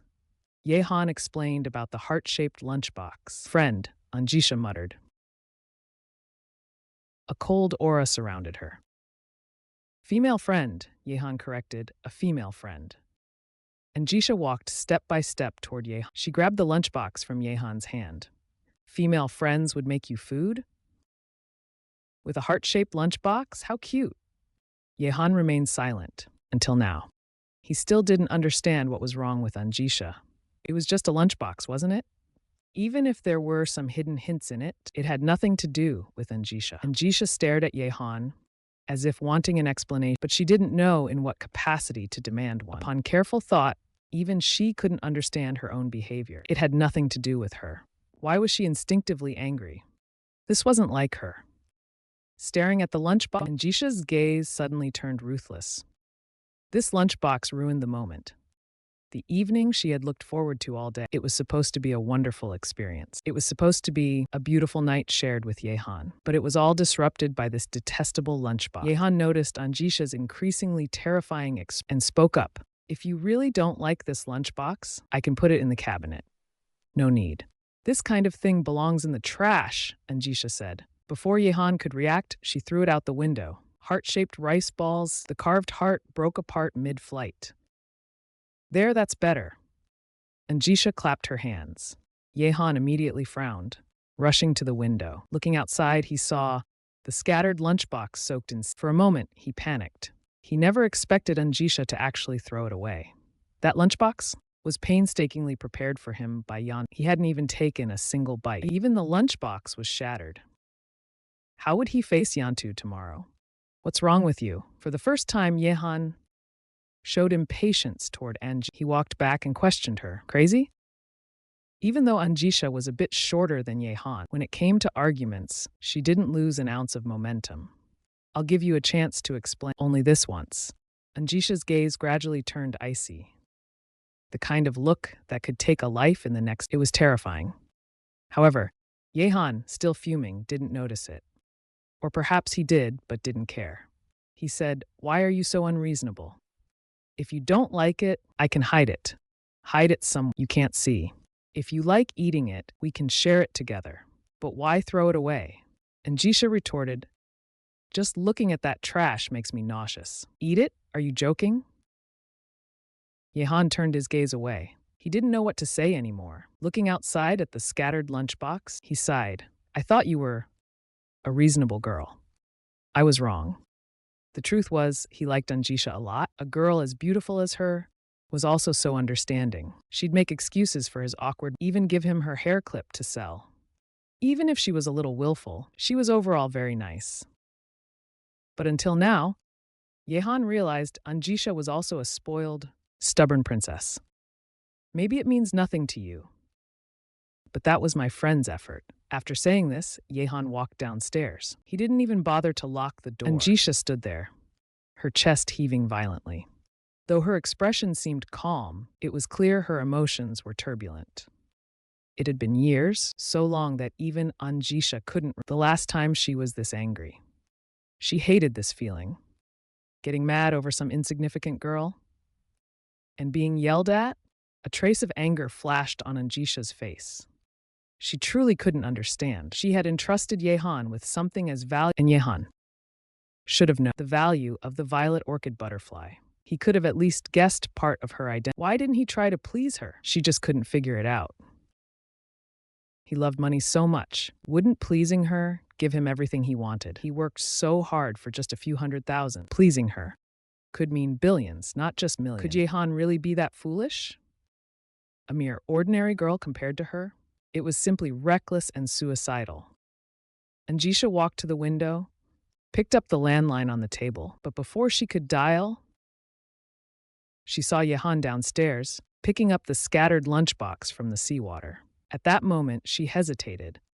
She had originally intended to have Shui Shuang find the girl who had sent Yehan and make her disappear but her clever mind realized that being too aggressive might only backfire.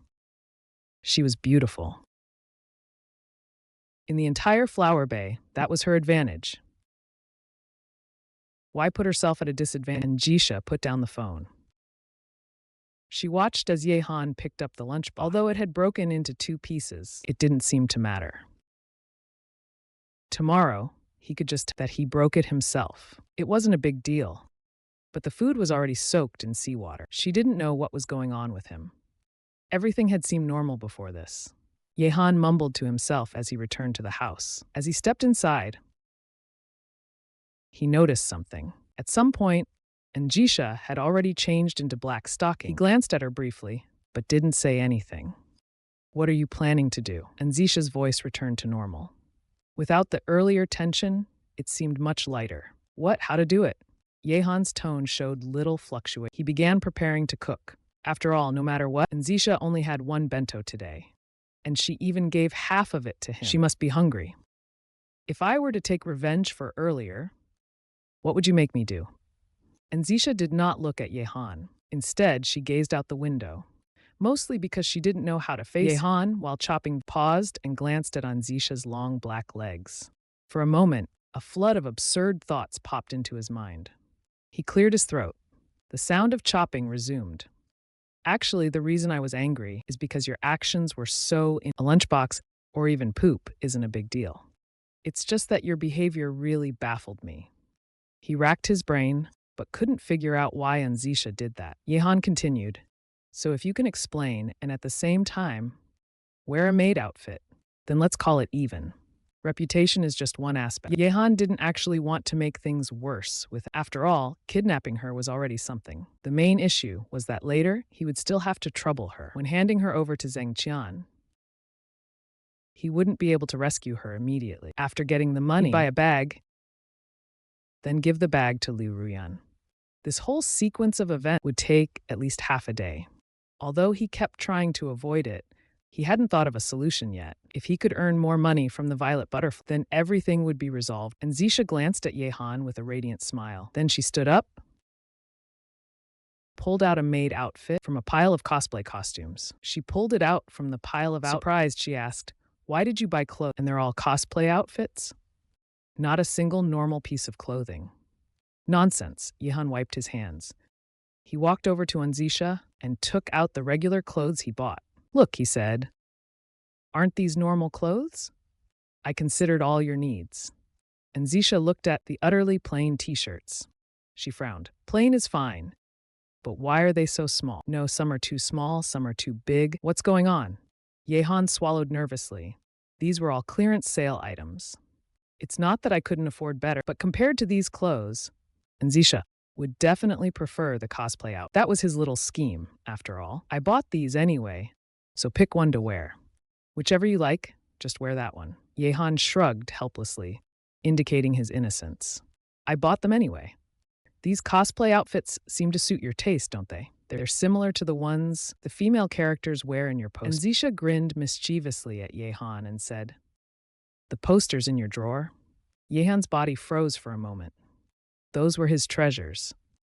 Even though they only featured the female, the images were still very alluring. But that's not the same. Could it be that An Zhisha saw? If she really did, his respectable image in her eyes would be ruined. "Ah! You saw them?" Yehan asked tentatively. And Zhisha rolled her eyes playfully. "How could I possibly look at that stuff? It'd ruin my eyes." Yehan's expression changed. He said seriously, "It's not anything inappropriate, really. Don't overthink it." And Zhisha sneered coldly. "Even though I didn't watch, just by looking at the covers, I can guess what those things are about. But the girls on the covers are really ugly. How could you even watch that?" Having something he liked insulted, Yehan wanted to retort. But he didn't know how to respond, because what An Zhisha said wasn't wrong. Those actresses were already considered attractive, but compared to An Zhisha, they were no different from clowns. Men having unique preferences isn't unusual. "Fine," Yehan said, keeping a straight face. "All right, I'll humor you this once today. Just remember, only this once." And Zhisha took the maid outfit and walked into the bathroom. Meanwhile, Yehan sat restlessly. Although he was chopping he barely moved for ages. From time to time, he glanced, hoping that in the next, And Zhisha would walk out. Beautiful girls are truly the most unfair creatures in this world. You simply can't stay angry at them. Yehan was a little scared of his own anticipation. After this, wouldn't An Zhisha have him wrapped around her finger? But the main reason was that An Zhisha understood negotiation. If it were Liu Ruyan instead, Yehan wouldn't care how beautiful Liu Ruyan was. There was no way he'd even look at her twice. Yehan wasn't some fool in love. Whether or not someone cared for him or made an effort, he could always tell. While he was lost in thought, An Zhisha walked out of the bathroom.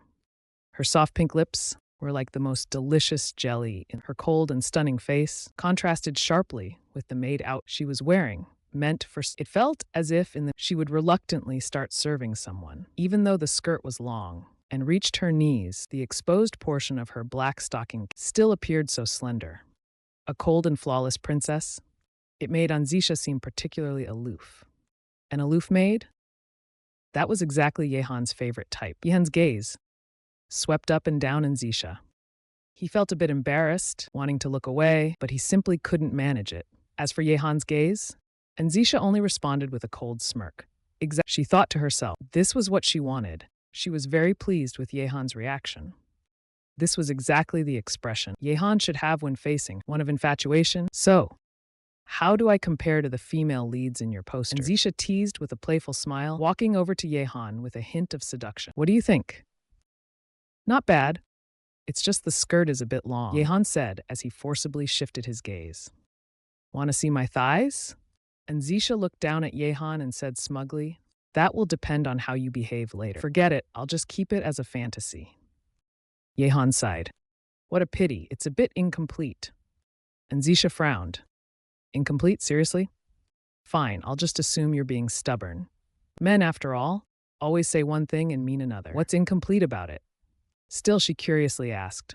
I forgot to buy high heels, Yehan said, looking pained as he started chopping vegetables. It was like preparing a perfect dish, only to forget the salt. It was absolutely unbearable, because for the overall perfection of the outfit, this was a fatal flaw. And Zhisha giggled and thought of a new idea. How about pairing small leather shoes with the uniform? Will that satisfy you? Yehan felt a bit embarrassed, although they can't compare to high uniform shoes aren't too bad either. The main issue is black stockings with slippers. It just doesn't look good. As if reading Yehan's thoughts, An Zhisha walked to the entryway and put on her uniform shoes. Yehan glanced over, feeling uncomfortable all over. He had the urge to immediately give his stunning maid some outrageous orders. How about this? An Zhisha, wearing uniform shoes, spun around in front of Yehan and mischievously said with a smile. Yehan pretended to be saying, what kind of maid doesn't call her master? And Zhisha fell silent. Yehan thought his request was too excessive and was about to explain when An Zhisha suddenly, her face full of indifference. Looking down at him, she scolded. These past 2 days, you've spent most of your time staring at my legs. You're truly a disgusting, filthy bug, master. Master! Yehan's knife dropped onto the cutting, and he looked incredulously at the cold and aloof An Zhisha. This single word truly struck a chord in his heart. And why does An Zhisha understand so well? Even knowing the exact lines of a cold... Of course, An Zhisha herself didn't know. She had just seen Yehan's hidden DVD earlier. The cover featured a maid with a disdain plus insults and submissiveness. She just mimicked it, judging by Yehan's reaction. It was quite successful. Your lecherous gaze is truly revolting. Could you do me a favor and die? And Zhisha took it even further, relentlessly imitating the tone from the DVD cover. Yehan felt a bit thrilled. The maid part was secondary. The main thing was a girl as beautiful as An Zhisha. Playing this kind of game with her, and it being her favorite type, made her feel quite novel. Seeing Yehan frozen in place, An Zhisha raised her eyebrows and said, not satisfied yet? Do you want to sit down and let me step on you? Yehan wanted to play along, but it felt way too suggestive. Some people definitely wouldn't approve. And Zhisha stepped forward and stomped on Yehan's foot. Even grinding it down, she coldly asked, I'm talking to you, you perverted master. See, Yehan didn't know whether he felt or pain and took a deep breath. This kind of play was way too suggestive. Pure-hearted me just couldn't handle it. Yehan's face was full of pain, as if he really couldn't take it. And Zhisha said fearlessly, I thought you liked it.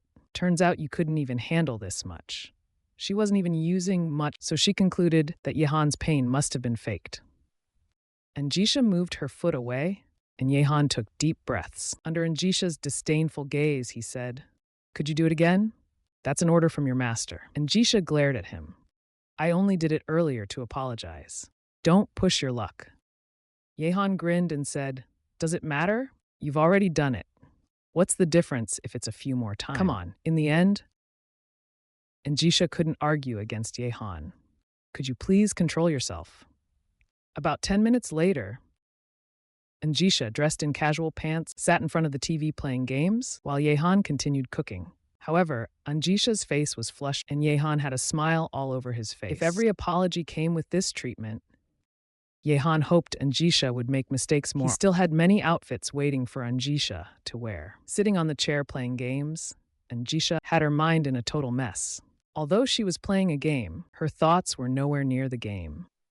Instead, they lingered on what had looking at the maid outfit she was wearing. She wondered if her brain had been squeezed by a door. How could she do something like calling someone master? However, at the time, all she could think about was earning and capturing his infatuated gaze. She didn't think much beyond that at the time. Now, in retrospect, she felt as if her entire being was on fire. It had been nearly 10 minutes, but the blush on her face showed no sign of fading.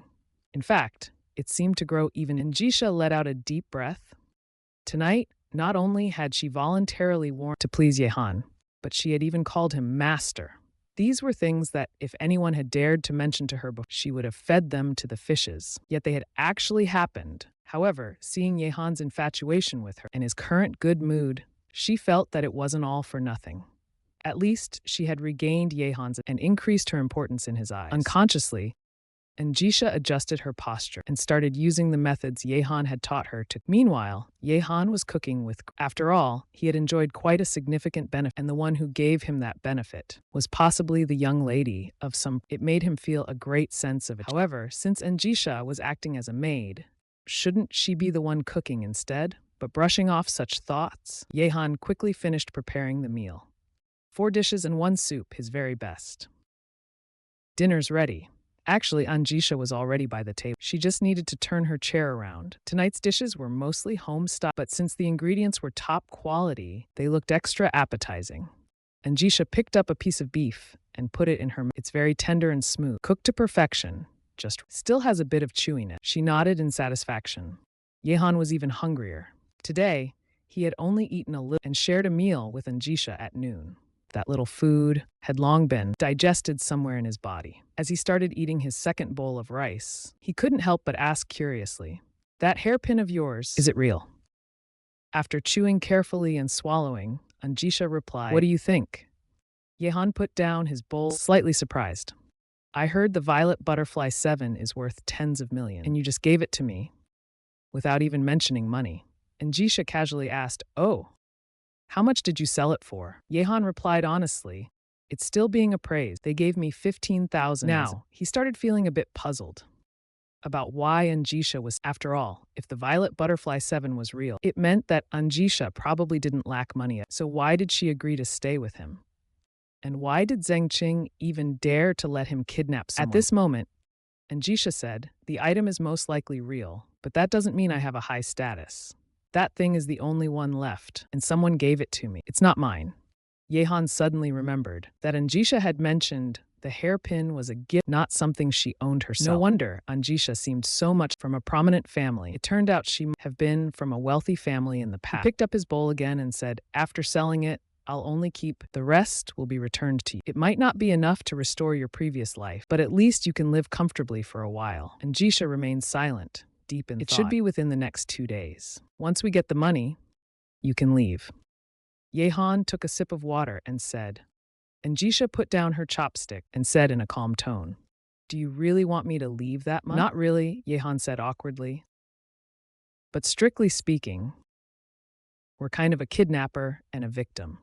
Though it's been quite harmonious." Without Yehan, An Zhisha almost forgot she was kidnapped.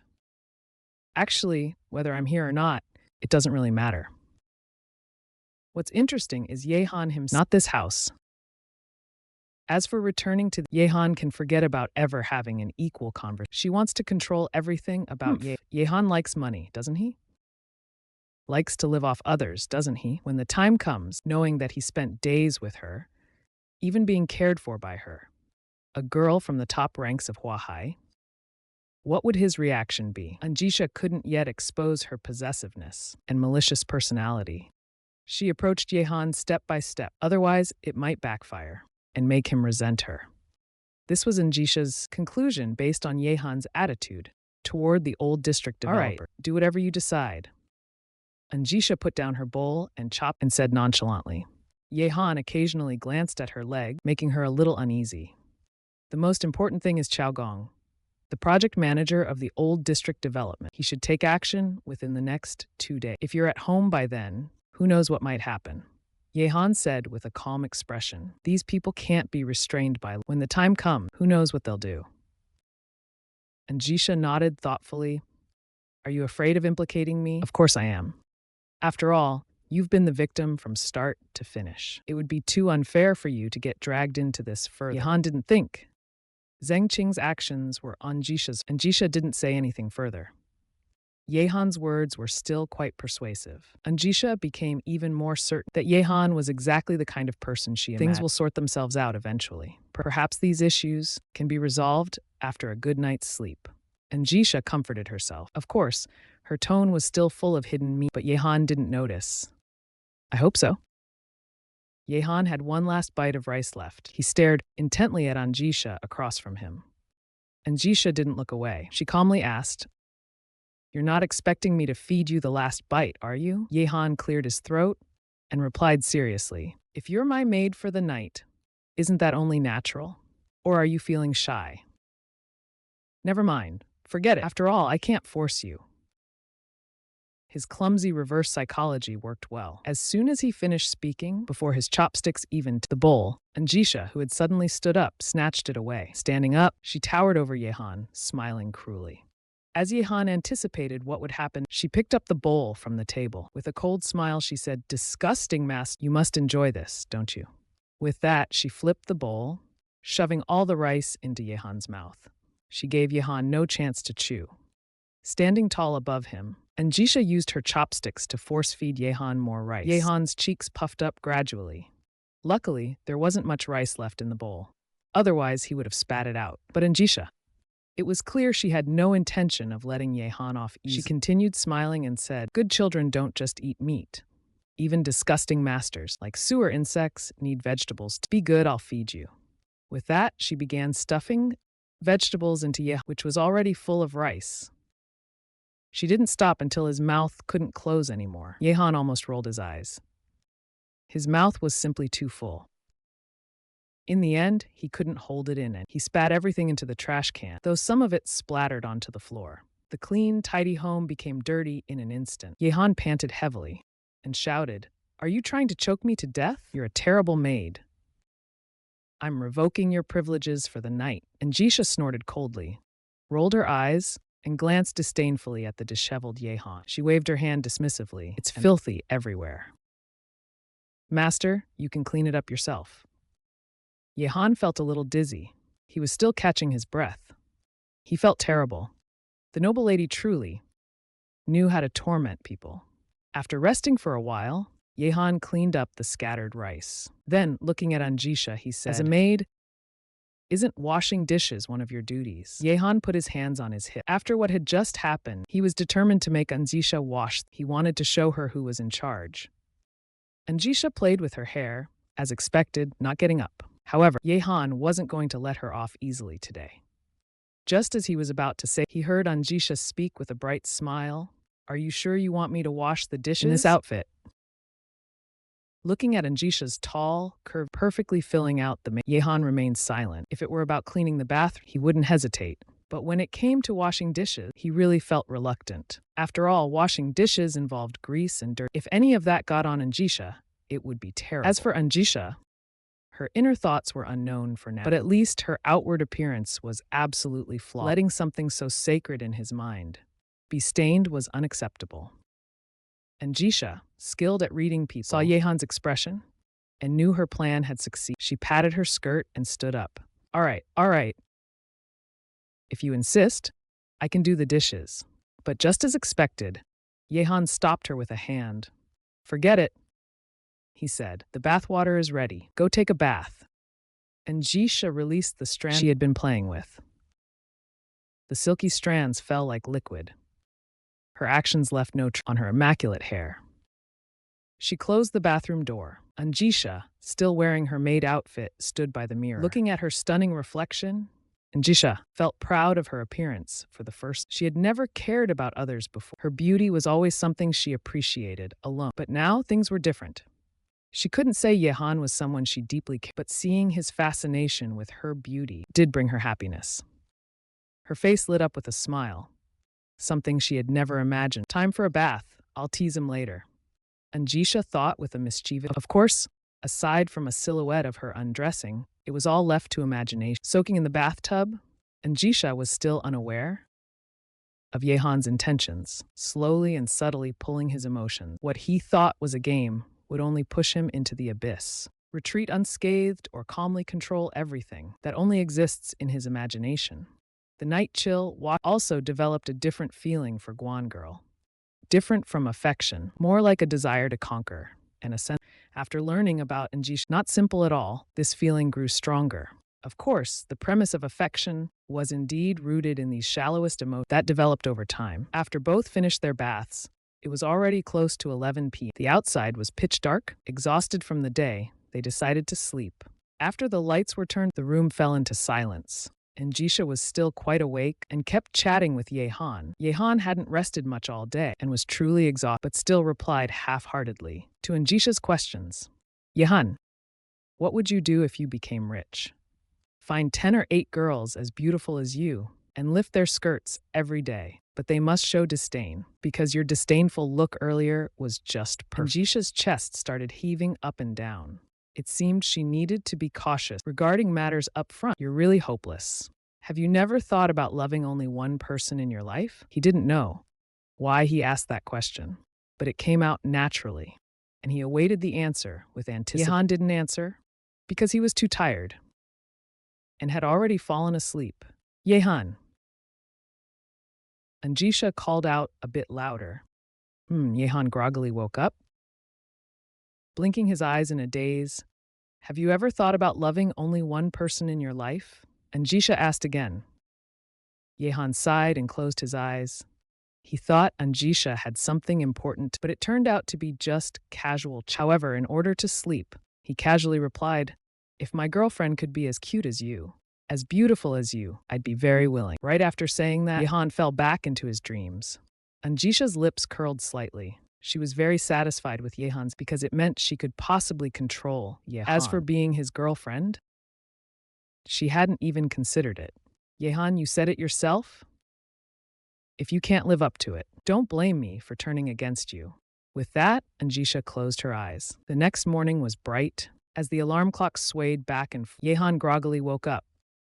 The alarm reminded him that last night, An Zhisha seemed to have, but he couldn't remember it clearly. He only remembered it seemed quite important. Sitting up, he looked at An Zhisha sleeping quietly on the Yehan sighed. As expected of a former young, even her sleeping posture was so graceful. At that moment, An Zhisha lay quietly on the bed.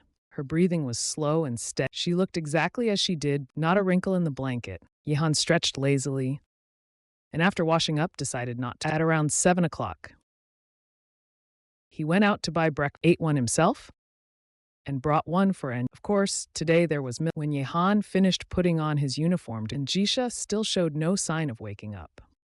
While tying his tie, Yehan's gaze kept drifting to An, clearly so fierce while awake. But when asleep, she looked unusually gentle, clearly so cold, and now she seemed completely harmless. Is this what they call a sleeping beauty? Yehan had never seen a sleeping beauty and didn't know what one should look like, but he concluded this based on his urge. That was his conclusion. One kiss? And surely An Zhisha would wake up. Would that make him a prince? With such thoughts, he finished tying his tie and cautiously leaned forward. An Zhisha's delicate face grew larger in his view, smooth as jade, without a single visible pore. Yehan, initially hesitant, was captivated by the imagined sensation. What if I just kissed her? After all, she wouldn't know. Slowly, Yehan climbed onto the bed, getting closer to An Zhisha's face, although doing so might wake her. At this point, Yehan couldn't care less. Just one kiss? I can handle the consequences. Just as he was about to kiss her, An Zhisha suddenly opened her eyes, and there wasn't a hint of sleepiness in them. Clearly, she had been awake for a while. Looking at Yehan, who was so close, An Zhisha asked coldly, "What exactly are you doing?" Yehan immediately broke into a cold sweat, but tried to act calm and said, "Breakfast is ready." I bought you breakfast. An Zhisha glanced at Yehan sideways. Even though they were so close, their faces almost touching, neither of them made a move to step back. Do you really need to get this close to call someone, or do you have some other intention? An Zhisha asked calmly. How could that be? I just wanted to wake you up very softly. That's why I got so close. Yehan said, without blushing or flinching, but the sweat on his forehead betrayed him. An Zhisha let out a cold smile, then coldly said, Why aren't you getting up? Before Yehan could react, she pinched the flesh on Yehan's waist, making him cry out in pain on the spot. This caused him to get up too forcefully. His foot slipped on the blanket, and he directly fell toward An Zhisha. Nothing dramatic happened. They didn't end up kissing. But their position was incredibly awkward. Yehan was hugging An Zhisha, his head buried in her neck, white as jade, while An Zhisha blushed furiously, frozen in place, unable to believe what just happened. After a moment of stunned silence, An Zhisha roughly pushed Yehan away, but due to her lack of regular exercise, her strength was weak. It was like trying to move a mountain off of her. Yehan, get off me right now! An Zhisha shouted in embarrassment and anger. Yehan snapped out of the fragrant daze. Just now, all he could sense was slipping and falling into a field of flowers. The scent was so mesmerizing that he didn't react immediately. He propped himself up and looked at An Zhisha, realizing he was in trouble. Sorry I slipped. I'm heading to school now. After saying that, Yehan quickly put on his shoes and dashed as the door slammed shut behind him. An Zhisha sat up forcefully. From childhood to now, no one had ever dared to get so close to her, not even the servants at home. Today, she was actually buried in a man's embrace, but strangely, she thought she would feel disgusted, but she didn't. She couldn't describe how she felt, just very uncomfortable and frightened by her own reaction.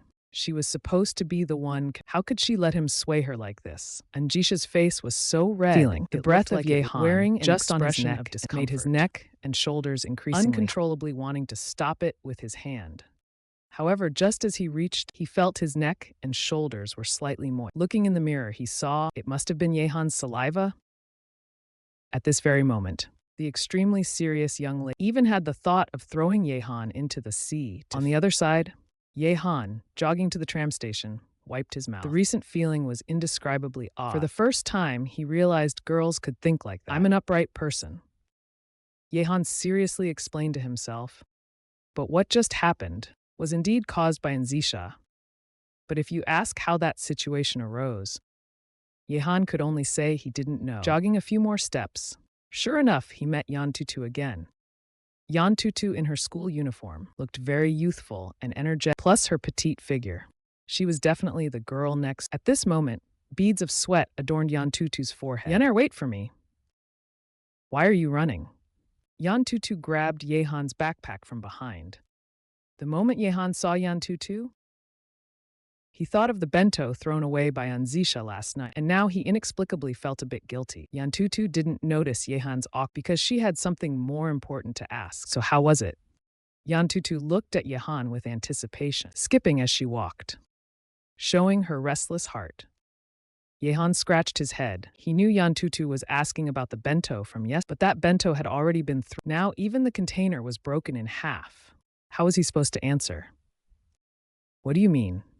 He could only play dumb to buy time to think of a solution. Yan Tutu immediately pouted.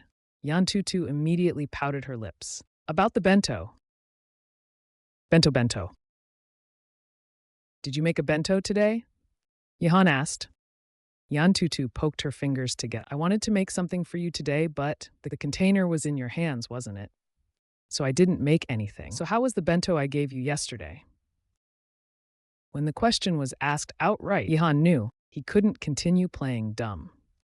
Speaking of delicious, it was delicious. Yan Tutu's face immediately lit up with a bright smile. She skipped ahead of Yehan, then turned back to ask again, what was your favorite food in it? I'll make more of that for you in the future. Yehan desperately tried to recall what was, but he couldn't remember anything. To be fair, after being scalded and soaked in seawater, the bento was beyond recognition. It was great. Not sure if it was an illusion, but Yan Tutu felt that Yehan's eyes seemed evasive. She continued asking, "What about the container? Did you bring it back?" "I did bring it back, but I accidentally broke it yesterday." Yehan took a deep breath and pulled out the broken container, split in two. He handed it to Yan Tutu with a calm expression. Yan Tutu took the container in surprise. Though not very happy, she figured accidents like breaking were unavoidable sometimes. But when she noticed the cleaned container still had sand stuck in the crevices, she felt confused. Did this fall into the sea? No way it would fall into the sea, right? Unless someone threw it into the sea. Thinking about Yehan's strange expression, Yan Tutu felt an inexplicable unease. She tentatively asked Yehan, "Do you like the seaweed rolls in it? Or the sausages? Sausages or seaweed rolls?"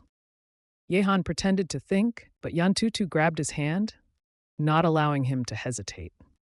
"Answer right now. Seaweed rolls." Yehan chose something he actually liked to eat. As soon as he said that, Yan Tutu's hands dropped lifelessly.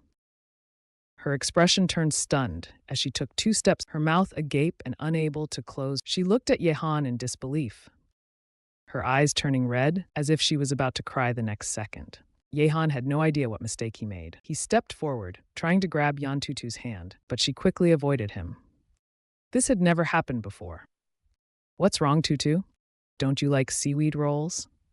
Yehan joked half-heartedly.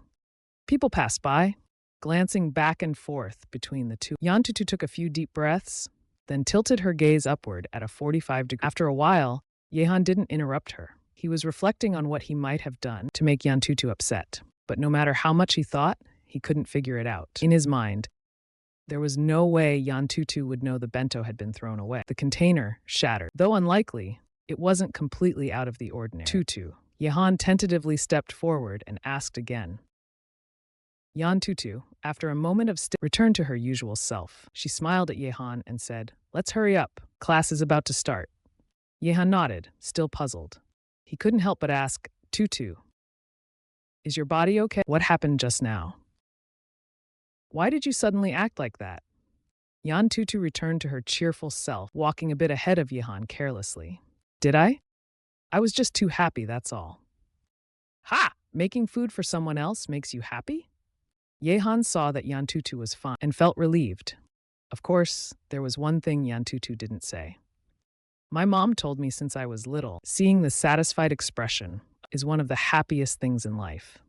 Although what had just happened lasted only a few, Yehan still noticed something was off with Yan. She didn't talk much along the way, and her smiles seemed very forced. The train announced the next stop, Nisu Station. Usually carefree, Yan Tutu quickly moved to stand by the door, waiting for the doors to open. Through the reflection in the glass, Yehan saw Yan Tutu's slightly. His expression also turned serious. Just as they reached the station and Yan Tutu was about to get, Yehan called out to her, "Tutu, can I still have your bento tomorrow?" Yan Tutu forced a bitter smile and got off the train. Walking through the crowded platform, she pulled out the broken container from her bag. Her eyes were red. The bento she made yesterday didn't even have seaweed rolls. From this, it was clear that Yehan hadn't eaten her bento. In fact, her bento had probably been used to feed fish. As the train pulled away, Yan Tutu started to sob. "Does Yehan dislike me? Why would he accept my bento, but not eat it, and then throw it into the sea? Why would he treat me like this?" Yan Tutu's steps grew slower. She wondered if making a bento for the boy she liked was an inappropriate thing to do. But right now she felt very hurt. Yan Tutu clutched the broken container in one hand and wiped her teeth with the other. She had seen Yehan so busy recently, and she even took the time to wait at the convenience store for the freshest meat. He also bought some vegetables. It cost him 2 days of work money. Originally, he thought Yehan would like it. He thought Yehan would understand his effort. He thought maybe Yehan would like him a little more. But that wasn't the case. His reaction shouldn't have been like this. Yan Mianmian's voice grew increasingly. If Yehan didn't eat it, then all his painstaking efforts would have been for nothing. In Yehan's eyes, is he just dispensable? Or perhaps even a nuisance, a troublesome girl? Boys eat fast. It's normal to not remember what they ate, right? Yan Mian tried to convince herself maybe the water was cut off at his house yesterday, so he washed the dishes in the sea. Yan Mian felt like she was on the verge of collapse. She desperately wanted to find proof that Yehan did eat the meal. She picked up the shattered lunchbox. Her hopeful heart collided with a love that was already broken into. Yan Mian could no longer hold back her tears. The broken heart was like the last straw that broke the camel's back. Yan Mian slumped in the corner in shame, holding the shattered lunchbox and her heart. She cried loudly.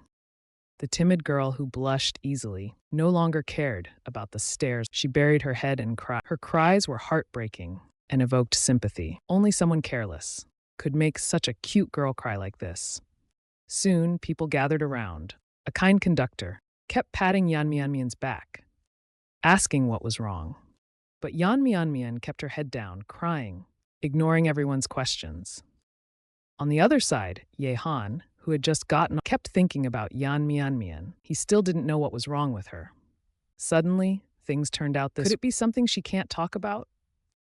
Yehan raised his eyebrows. He sent a message to Yan Tutu. Tutu, are you really okay? Do you need me to take a leave of absence for you? Maybe you should see a doctor. No reply came. Yehan rubbed his hair in frustration and irritation. He headed towards school. Because of Yan Tutu, Yehan's previously good mood had soured. But it wasn't Yan Tutu's fault. Regarding this matter, he decided to find a time to ask her about it. Walking toward the school gate, he heard some teenagers loudly chatting nearby. Youth is bittersweet, they said, like the thrill of a knife cutting flesh. It's the glimmer of hope in despair. Precisely because sweetness is rare, it's worth pursuing. Their love declarations were cut short when the dean appeared. Yehan didn't comment much on this. Although his love life was a mess, he didn't really care about it. His pursuit of Liu Ruyan had another purpose. If it weren't for the system, he thought, I wouldn't have lasted a day. I don't understand how those so-called romantics can keep going. Is it really just for a taste of sweetness? He neither understood nor wanted to, because Liu Ruyan was already storming toward him angrily. Yehan! Liu Ruyan's voice pierced like a spear. Everyone's attention around them. Yehan turned unhurriedly. There was no panic on his face, only a calm curiosity. Seeing his expression, Liu Ruyan became even angrier. If she could beat him up, she would have done so already. She wanted to hit him until he was disabled. That might make her feel a little better. Yesterday, Yehan sent her that violet perching butterfly. When she received it, she excitedly took it to the second-hand fish shop to sell. Even though she had borrowed almost 100, as long as the violet butterfly sold, everything would be fine. Not only could she repay all her debts, she could even make millions. She had even planned out how to take revenge on Yehan. But the shopkeeper said it was only worth 10 yuan. She was dumbfounded. It had been authenticated online as genuine. Why was it fake when evaluated in person? The shopkeeper explained that the online expert might have made a mistake. The violet perching butterfly in her was actually a very authentic pine. She panicked. She had to know that she had borrowed almost 100,000. If the violet perching butterfly was fake, how could she repay the money? Her monthly living expenses were only 2,000. Even after 10 years, she couldn't pay. She didn't even have 10 years. She only had one, not just her money, but her friends' money too. The friends she had persuaded to join her. Now all of them were coming after her.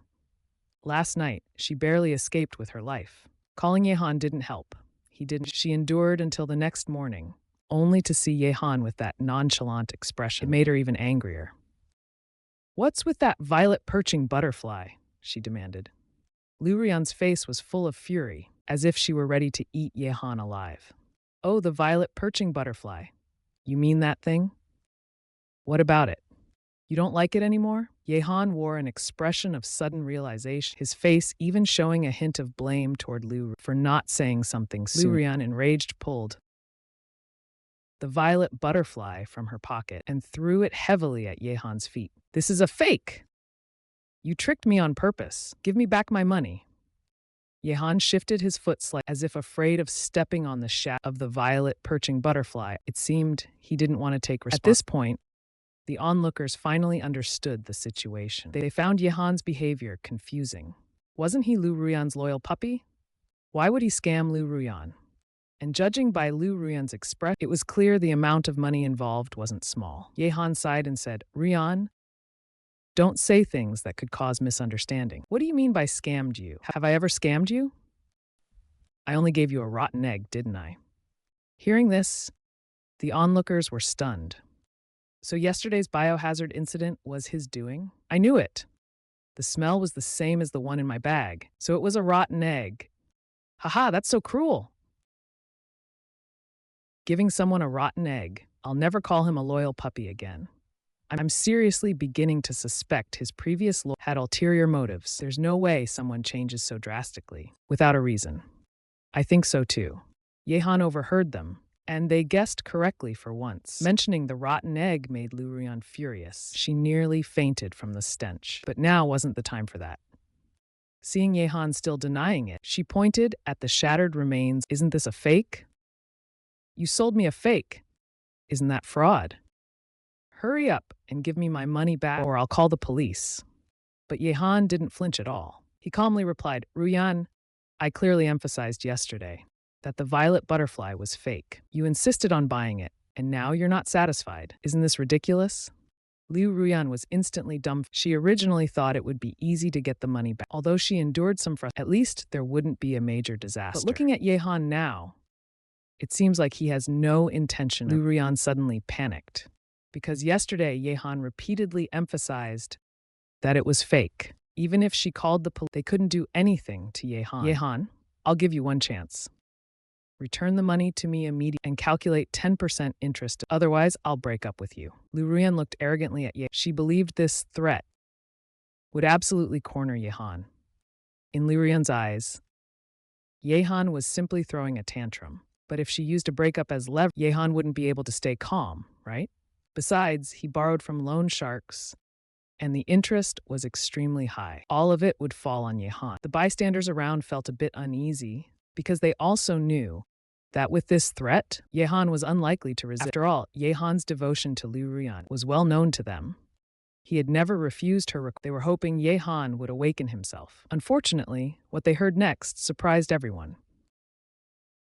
Yehan's response was completely unexpected. He remained calm and composed the entire time, and to Liu Ruyan's threat, he merely replied indifferently, "Oh." Not only Liu Ruyan, but all the bystanders were dumbfounded. Their faces were filled with dismay as they stared at Yehan, wondering if he had been possessed to say such things. "What did you say?" Liu Ruyan took 2 steps forward, her face full of shock. She thought she had misheard. Yehan said indifferently, "Aren't you the one asking for a breakup?" After all, completing the system doesn't require being Liu Ruyan's boyfriend. It can be completed even after break. He didn't believe that a money grubber would turn down luxury bags worth. Liu Ruyan's expression finally changed, shifting from disbelief and then to fear. All her emotions surged at once, making her face look extremely unpleasant. Yehan, feeling bored, walked forward while the crowd parted to let him through. Liu Ruyan snapped out of it and quickly chased after him, half running as she shouted at Yehan, "Break up! I want to break up with you." "Fine, so what?" Yehan looked completely indifferent. He even started walking faster. Left behind, Liu Ruyan was thoroughly panicked. If her threats were useless, it meant that neither the 100,000 yuan loan nor the birthday gift mattered anymore. For someone like her, from an average family, this was worse than death. Realizing she couldn't afford to lose Yehan, Liu Ruyan hurriedly lowering herself as she pleaded with Yehan, "Apologize to me now, and we can make up. You only have one chance." This time, Yehan didn't even bother responding, walking straight ahead. Seeing Yehan seemingly serious, Liu Ruyan's heart raced uncontrollably. She chased after him again. "Are you mad at me? Fine, I was wrong, okay? I won't flirt with other men anymore. After we graduate, we'll get married, okay?" Yehan glanced at her indifferently and walked into the classroom, but she stayed outside, begging desperately. Her words grew increasingly humble because she knew that losing Yehan now would mean losing. Everyone who witnessed the scene was utterly stunned. Having seen so many people betray dogs, this is the first time I've seen a dog turn on its owner. Look at Liu Ruyan's humble demeanor. It's almost as low as Yehan's earlier attitude. Although still lacking a bit, it's already very close. But no one feels sorry for Liu Ruyan because this is entirely her own doing. Yehan walked to his seat by the window and sat down. The classmates around him cast incredulous glances. What did they just witness? Yehan actually made Liu Ruyan plead desperately at the classroom door, and she was crying her heart out. You could say she was one step away from kneeling. Could it be that after Yehan figured things, it was Liu Ruyan who couldn't adapt? It seems so. After all, Yehan treated Liu Ruyan so well that everyone in the school admired him. If they lost someone like him, they'd feel as desperate as Liu Ruyan does. Yehan, I was wrong. Please forgive me, okay? Liu Ruyan leaned against the door, her tear-filled eyes looking at Yehan. She seemed pitiful. However, Yehan showed no intention of responding to her. He just kept reading his book as if nothing else mattered. Everything else might be fake, but knowledge is real. It's the key to enriching one's... The class bell rang. Liu Ruyan reluctantly left. After she left, her face no longer showed but rather resentment. Yehan is just too hateful. How dare he treat her like this? She would never let Yehan off. The classroom fell silent. Everyone thought Liu Ruyan was a bit pitiful, and even wondered if Yehan was too harsh. Was it necessary to take it so seriously, especially when she had already apologized? Even though there was a reason for it, it still felt like he lacked the responsibility a man should have. However, considering how fiercely Yehan rebuked Zhang Guan, those who were dissatisfied dared not speak up. Qin Shui, witnessing Yehan's earlier behavior, felt deeply hurt in her heart. Yehan is an outstanding person. Losing Yehan would make anyone as hysterical as Liu Ruyan. Now she deeply regrets it, because like Liu Ruyan, she hurt Yehan's heart. She gently placed her hand on her chest, feeling pain in her heart. What troubled her most was that, after that incident, her affection for Yehan not only did not decrease, but reached new heights. She thought about him day and night, while also feeling immense pain for having hurt him. Yehan was unaware of all this, but even if he knew, he wouldn't care. The first class was history, taught by a kind and gentle old man. Even if students slept in class, he wouldn't say much. Yehan studied attentively, and before he knew it, it was PE class. Yehan took his sportswear out of the drawer and changed. His well-toned muscular build drew the attention of female classmates around him. Coincidentally, Class A was also having PE. White, slender legs swayed across the field, catching everyone's eyes. However, there was one exception. She neither changed into sportswear nor participated in running. She sat under the shade of quietly reading a book. Her demeanor was serene. She exuded an air of literary elegance, radiating from within. She gave off an aura that demanded admiration. Her cold expression seemed to say, "Dare to talk to me and prepare to be scolded." Of course, Yehan recognized her. She was his department head, the flower of the high mountain from Huahai Academy. She possessed breathtaking beauty, and her family used to be of noble lineage. Though she couldn't be called a princess anymore, but calling her a lady isn't an exaggeration. It's just a pity that she is very cold. She has no hobbies other than reading every day. I've never seen her walk with anyone either. Yehan shifted his gaze away from Shang Qingling. He couldn't help comparing An Zhisha to the aloof beauty in front of him. The result was a tie. Yes, a true tie in every sense. Whether in looks, figure, or temperament, both are equally matched. Indeed, only noble families can nurture such outstanding individuals. Yehan couldn't help but mutter, "Shang Qingling is undoubtedly a true lady, and An Zhisha might have been one too." There's a physical fitness test. It's 200 meters, not too far, but it requires full sprinting. 10 minutes later, Yehan sat on the steps, drenched in sweat. At this moment, Qin Shui hesitantly approached and handed him a bottle of water she had prepared. "Thanks, but I'm not thirsty." Yehan refused directly without looking at Qin Shui. "It's okay. Just take it to rehydrate a little. The sun is quite strong today." Qin Shui was slightly embarrassed, but seeing that Yehan spoke to her, she eagerly offered the water again. This time, Yehan directly pushed the water away. And this time, he didn't say anything. Qin Shui smiled with disappointment. "If you're thirsty, you can come. I'll always be here." After Qin Shui left, Yehan sighed, not because he felt bad for Qin Shui, but because he felt he hadn't truly let go. Why not drink the water she offered? Accepting it calmly would mean truly not caring. However, he quickly moved on. After all, he is only human. It's normal to not achieve complete detachment. The earlier scene was seen by the surrounding class, and they all looked at Ye Han with envy. After all, it was the class monitor who personally brought him water. No one else had ever received such treatment. But not only did Ye Han not accept it, he didn't even say a word. The male classmates all gave Ye Han a thumbs up. They now admired Ye Han to the utmost. A real man should act like this. At this moment, a buzz-cut, muscular classmate sat down next to Ye Han. He glanced at Ye Han, but said nothing. "Hey, Ye Han, don't you think that's enough? Qinshui likes you, you know. Aren't you being a bit too harsh?" Zhang Ke wiped the sweat off his forehead and complained slightly. Ye Han knew that it was Zhang Ke who filmed that video and even played it on the electronic board. Though unnecessary, it had helped him. It's true Qinshui likes me, but deep down, she still looks down. Otherwise, she's the first to believe those two people. Ye Han took the water Zhang Ke handed him and drank a sip.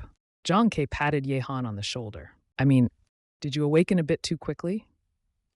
And why so thoroughly?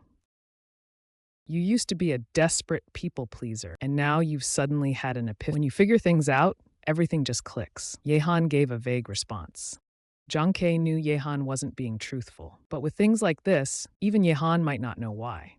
So Zhang Ke didn't press further. "Didn't you notice there are 2 people missing today?" Zhang Ke raised his eyebrows and asked. Ye Han tightened the bottle cap and looked at Zhang Ke as if he were looking at an idiot. "Of course I noticed. Zhang Mei and Zhao Yue's seats were empty today." Ye Han had noticed since entering it wasn't that he paid special attention, but in a full classroom, 2 empty seats stood out. Because of the insults against those 2 were punished with probation. The 2 of them were disciplined for their. Of course, your issue is considered a minor one. The real problem was Zhao Yue's verbal insults later on. Zhang Ke said, "What does that have to do with me?" Ye Han replied indifferently. Zhang Ke was dumbfounded. How could something so obvious still escape Ye Han's understanding? He raised his voice slightly. "If it weren't because of you, with Qinshui's personality, Zhang Guang and Zhao Yue wouldn't even have the chance to step into the office. It's all because of you. He's trying to atone for his guilt. Can't you see that? Qinshui's father is a school director. If you refuse to forgive Qinshui, then Zhang Guang and Zhao Yue might never be allowed to return to school." Zhang Ke painted a grim picture of the situation. Even in a competitive school like Huahai Academy, it's one of the top institutions. A diploma from here is highly valuable, often considered the only path for the poor. And clearly, Zhang Guang and Zhao Yue are not wealthy.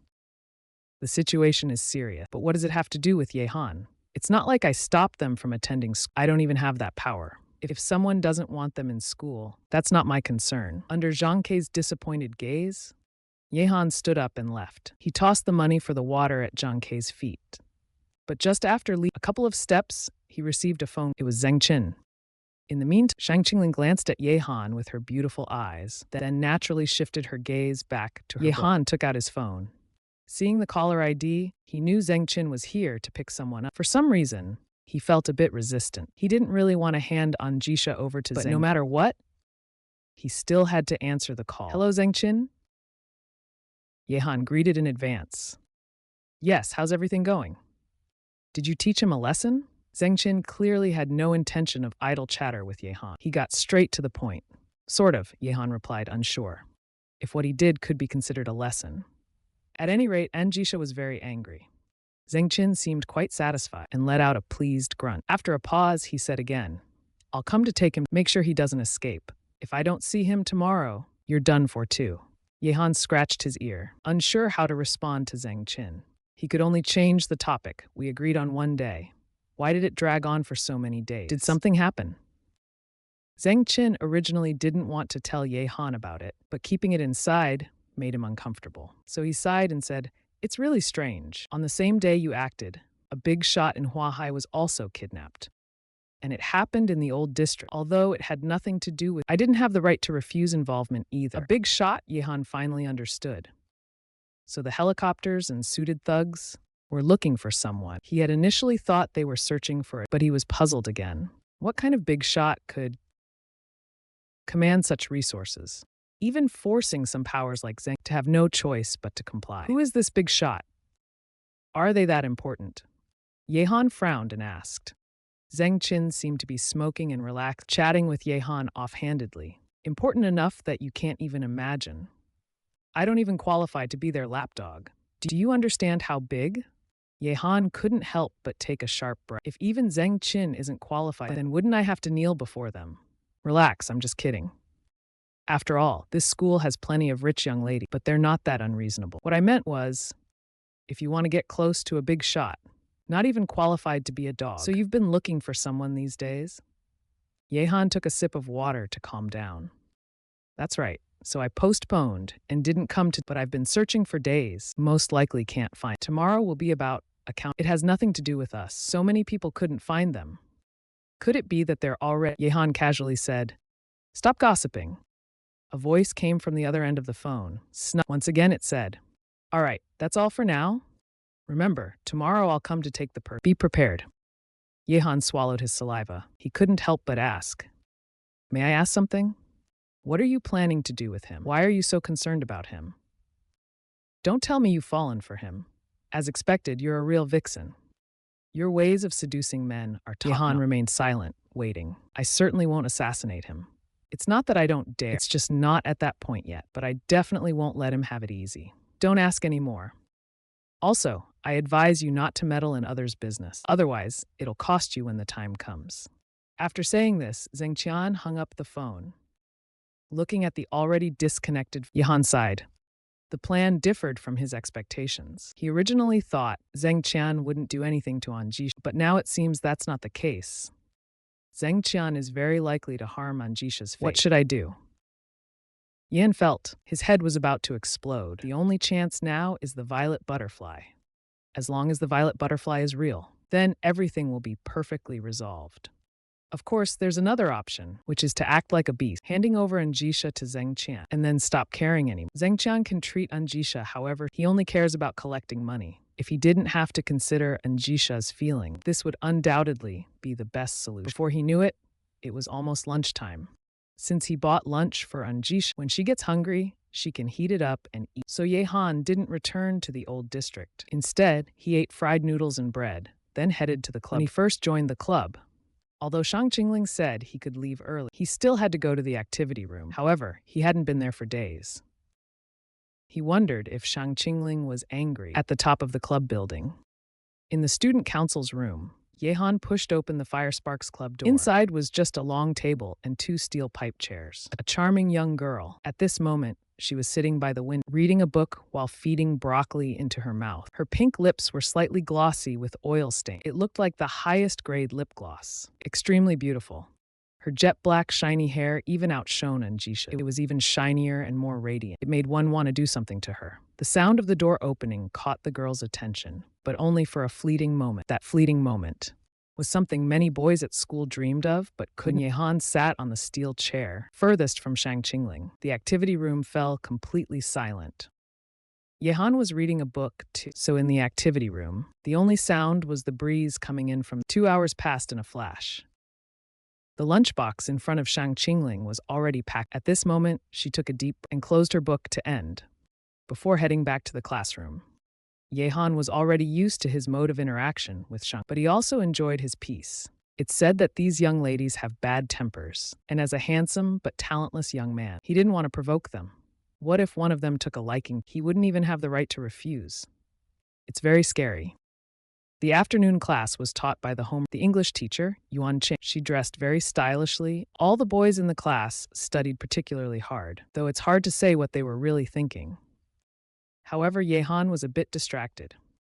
He had been thinking about An Zhisha all day. Was he really going to hand over An Zhisha? But apart from that, there didn't seem to be any other solution. If he couldn't find An Zhisha, Zeng Qian would definitely hold him. What a headache. If only he hadn't interacted with An Zhisha in the past 2 days. As Yehan complained to himself, time flew by. In the blink of an eye, it was the end of the school. Yehan didn't get the call from the second-hand jewelry shop. He was a bit disappointed. Liu Ruyan didn't show up either. Who knows what she's planning? At around 6 p.m., Yehan returned, passing by a snack shop. He hesitated for a moment, but decided to go in. But unfortunately, Yan Tutu, who never missed a shift, wasn't there. She hadn't even replied to his messages. He bought a coffee, sipping it as he walked home. The ingredients he bought yesterday, but honestly, it didn't matter anymore. As soon as he opened the door An Zhisha's excited voice rang out to Yehan. "Come quickly. I've already reached the 13th level. None of these bosses can beat me." Let's have a duel.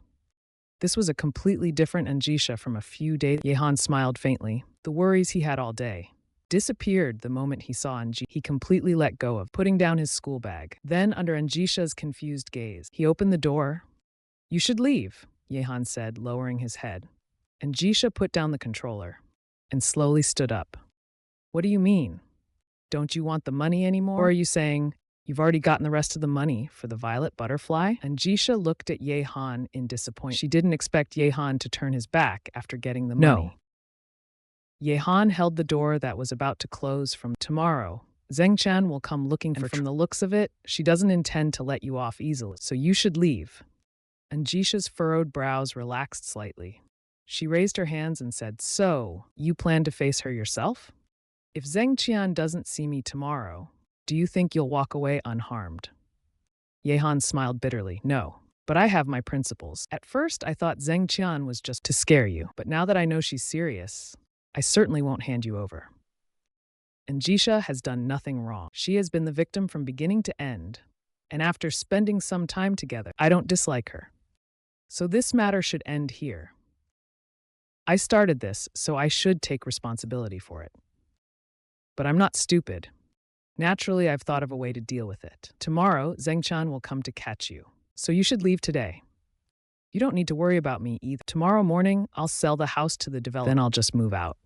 Zeng Chan won't find me. A few days ago, the developer promised me 300,000 yuan. After I get that money, even if the violet butterfly is fake, I can still complete the system's task. By then, everything will be resolved. It's just a little unsatisfying. After all, a young man's passion doesn't compromise so easily. It's clear how determined Yehan was.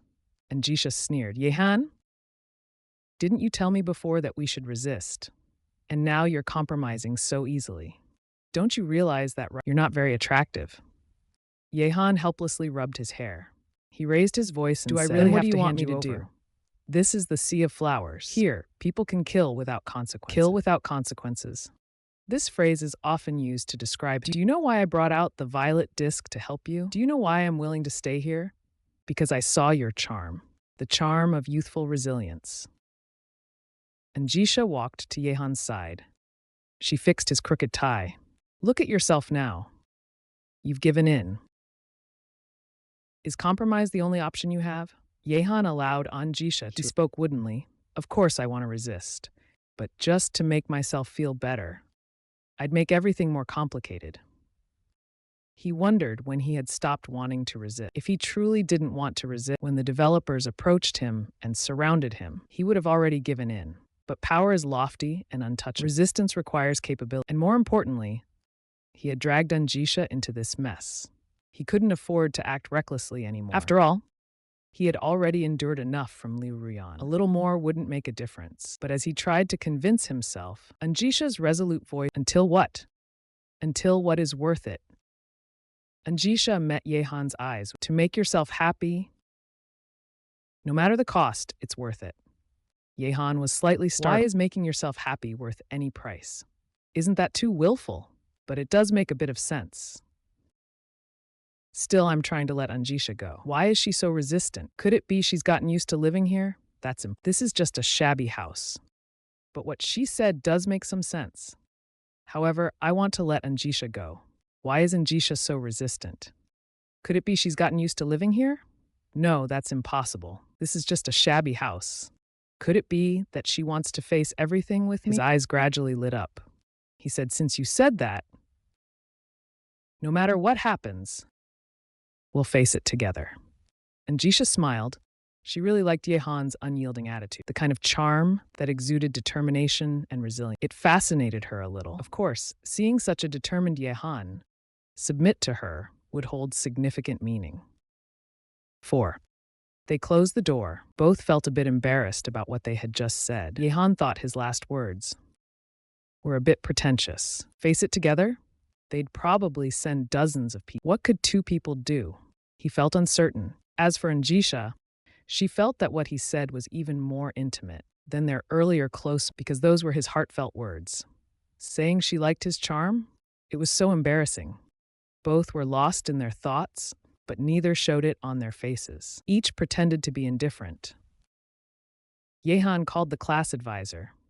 He told her he wouldn't attend school tomorrow. He asked for a day off. Of course, he used the ultimate excuse in the book of absence: illness. You're sick? Should I send a classmate to visit you? The advisor, preparing for tomorrow's lesson, raised her eyebrows slightly. No need, it's not serious. I'm just worried about spreading it to others. Yehan quickly declined. Tomorrow was an important battle. He couldn't let anyone disrupt it. All right, take good care of yourself. After hanging up, Yehan walked over to An Zhisha, who was focused on watching an anime. He was fully focused on watching anime. This puzzled Yehan. Is this guy not nervous at all? Tomorrow's operation is targeting him. If he decided to hand over An Zhisha to Zheng Shi, everything would be resolved. It would be a perfect solution. In the end, he couldn't hold back and asked, "What exactly are you thinking? Why aren't you nervous at all?" An Zhisha, brainstorming, heard the question. She tilted her head and asked, "Nervous? Nervous about what?" Yehan twitched his lips. He couldn't tell if An Zhisha was overly relaxed or simply didn't understand the seriousness of the situation. He's sending people tomorrow to capture you. Aren't you nervous? Yehan leaned closer to An Zhisha. He spoke animatedly, hoping to make her take it seriously. However, An Zhisha just smiled slightly. You'll protect me, right? Faced with An Zhisha's trust, Yehan felt a bit embarrassed. After a while, he slowly said, "Well, that's what I said, but my abilities are limited." "Of course," he continued, "I'll definitely stand in front of you." This decision was half due to An Zhisha, and half because Yehan wanted to regain his lost dignity. Whether it was with Liu Ruyan in the past or the developers now, he felt dissatisfied. Hearing Yehan's uncertain words, but confident promise, An Zhisha smiled gently. "Isn't that enough?" "Enough?" Yehan didn't quite understand what she meant. "Just saying 2 words is enough. Am I supposed to debate Zheng Shi tomorrow?"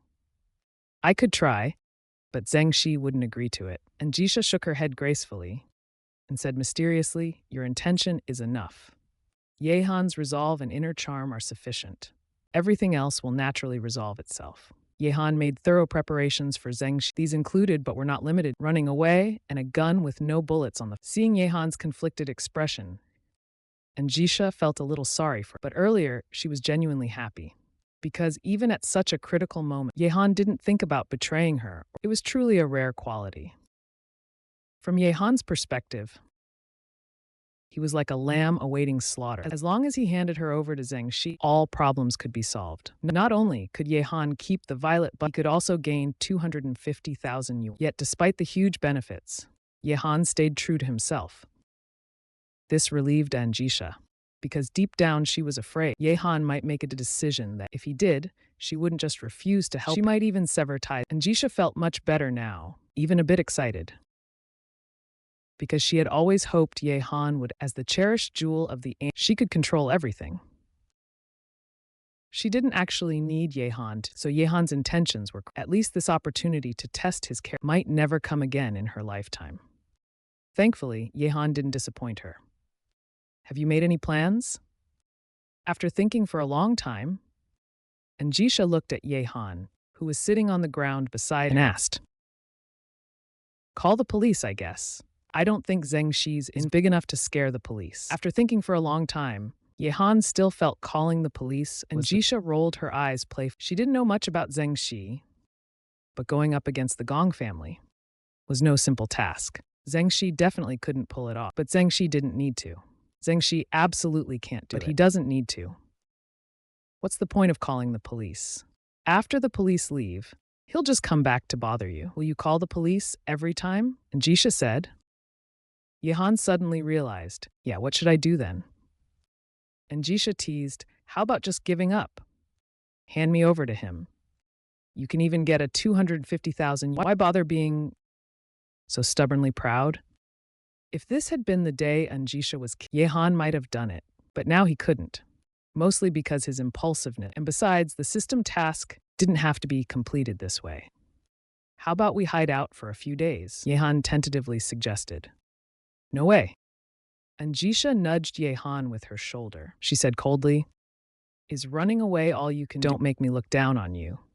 Yehan sighed and said, but they're bringing so many people. I'm not Ultraman. I can't fight them all.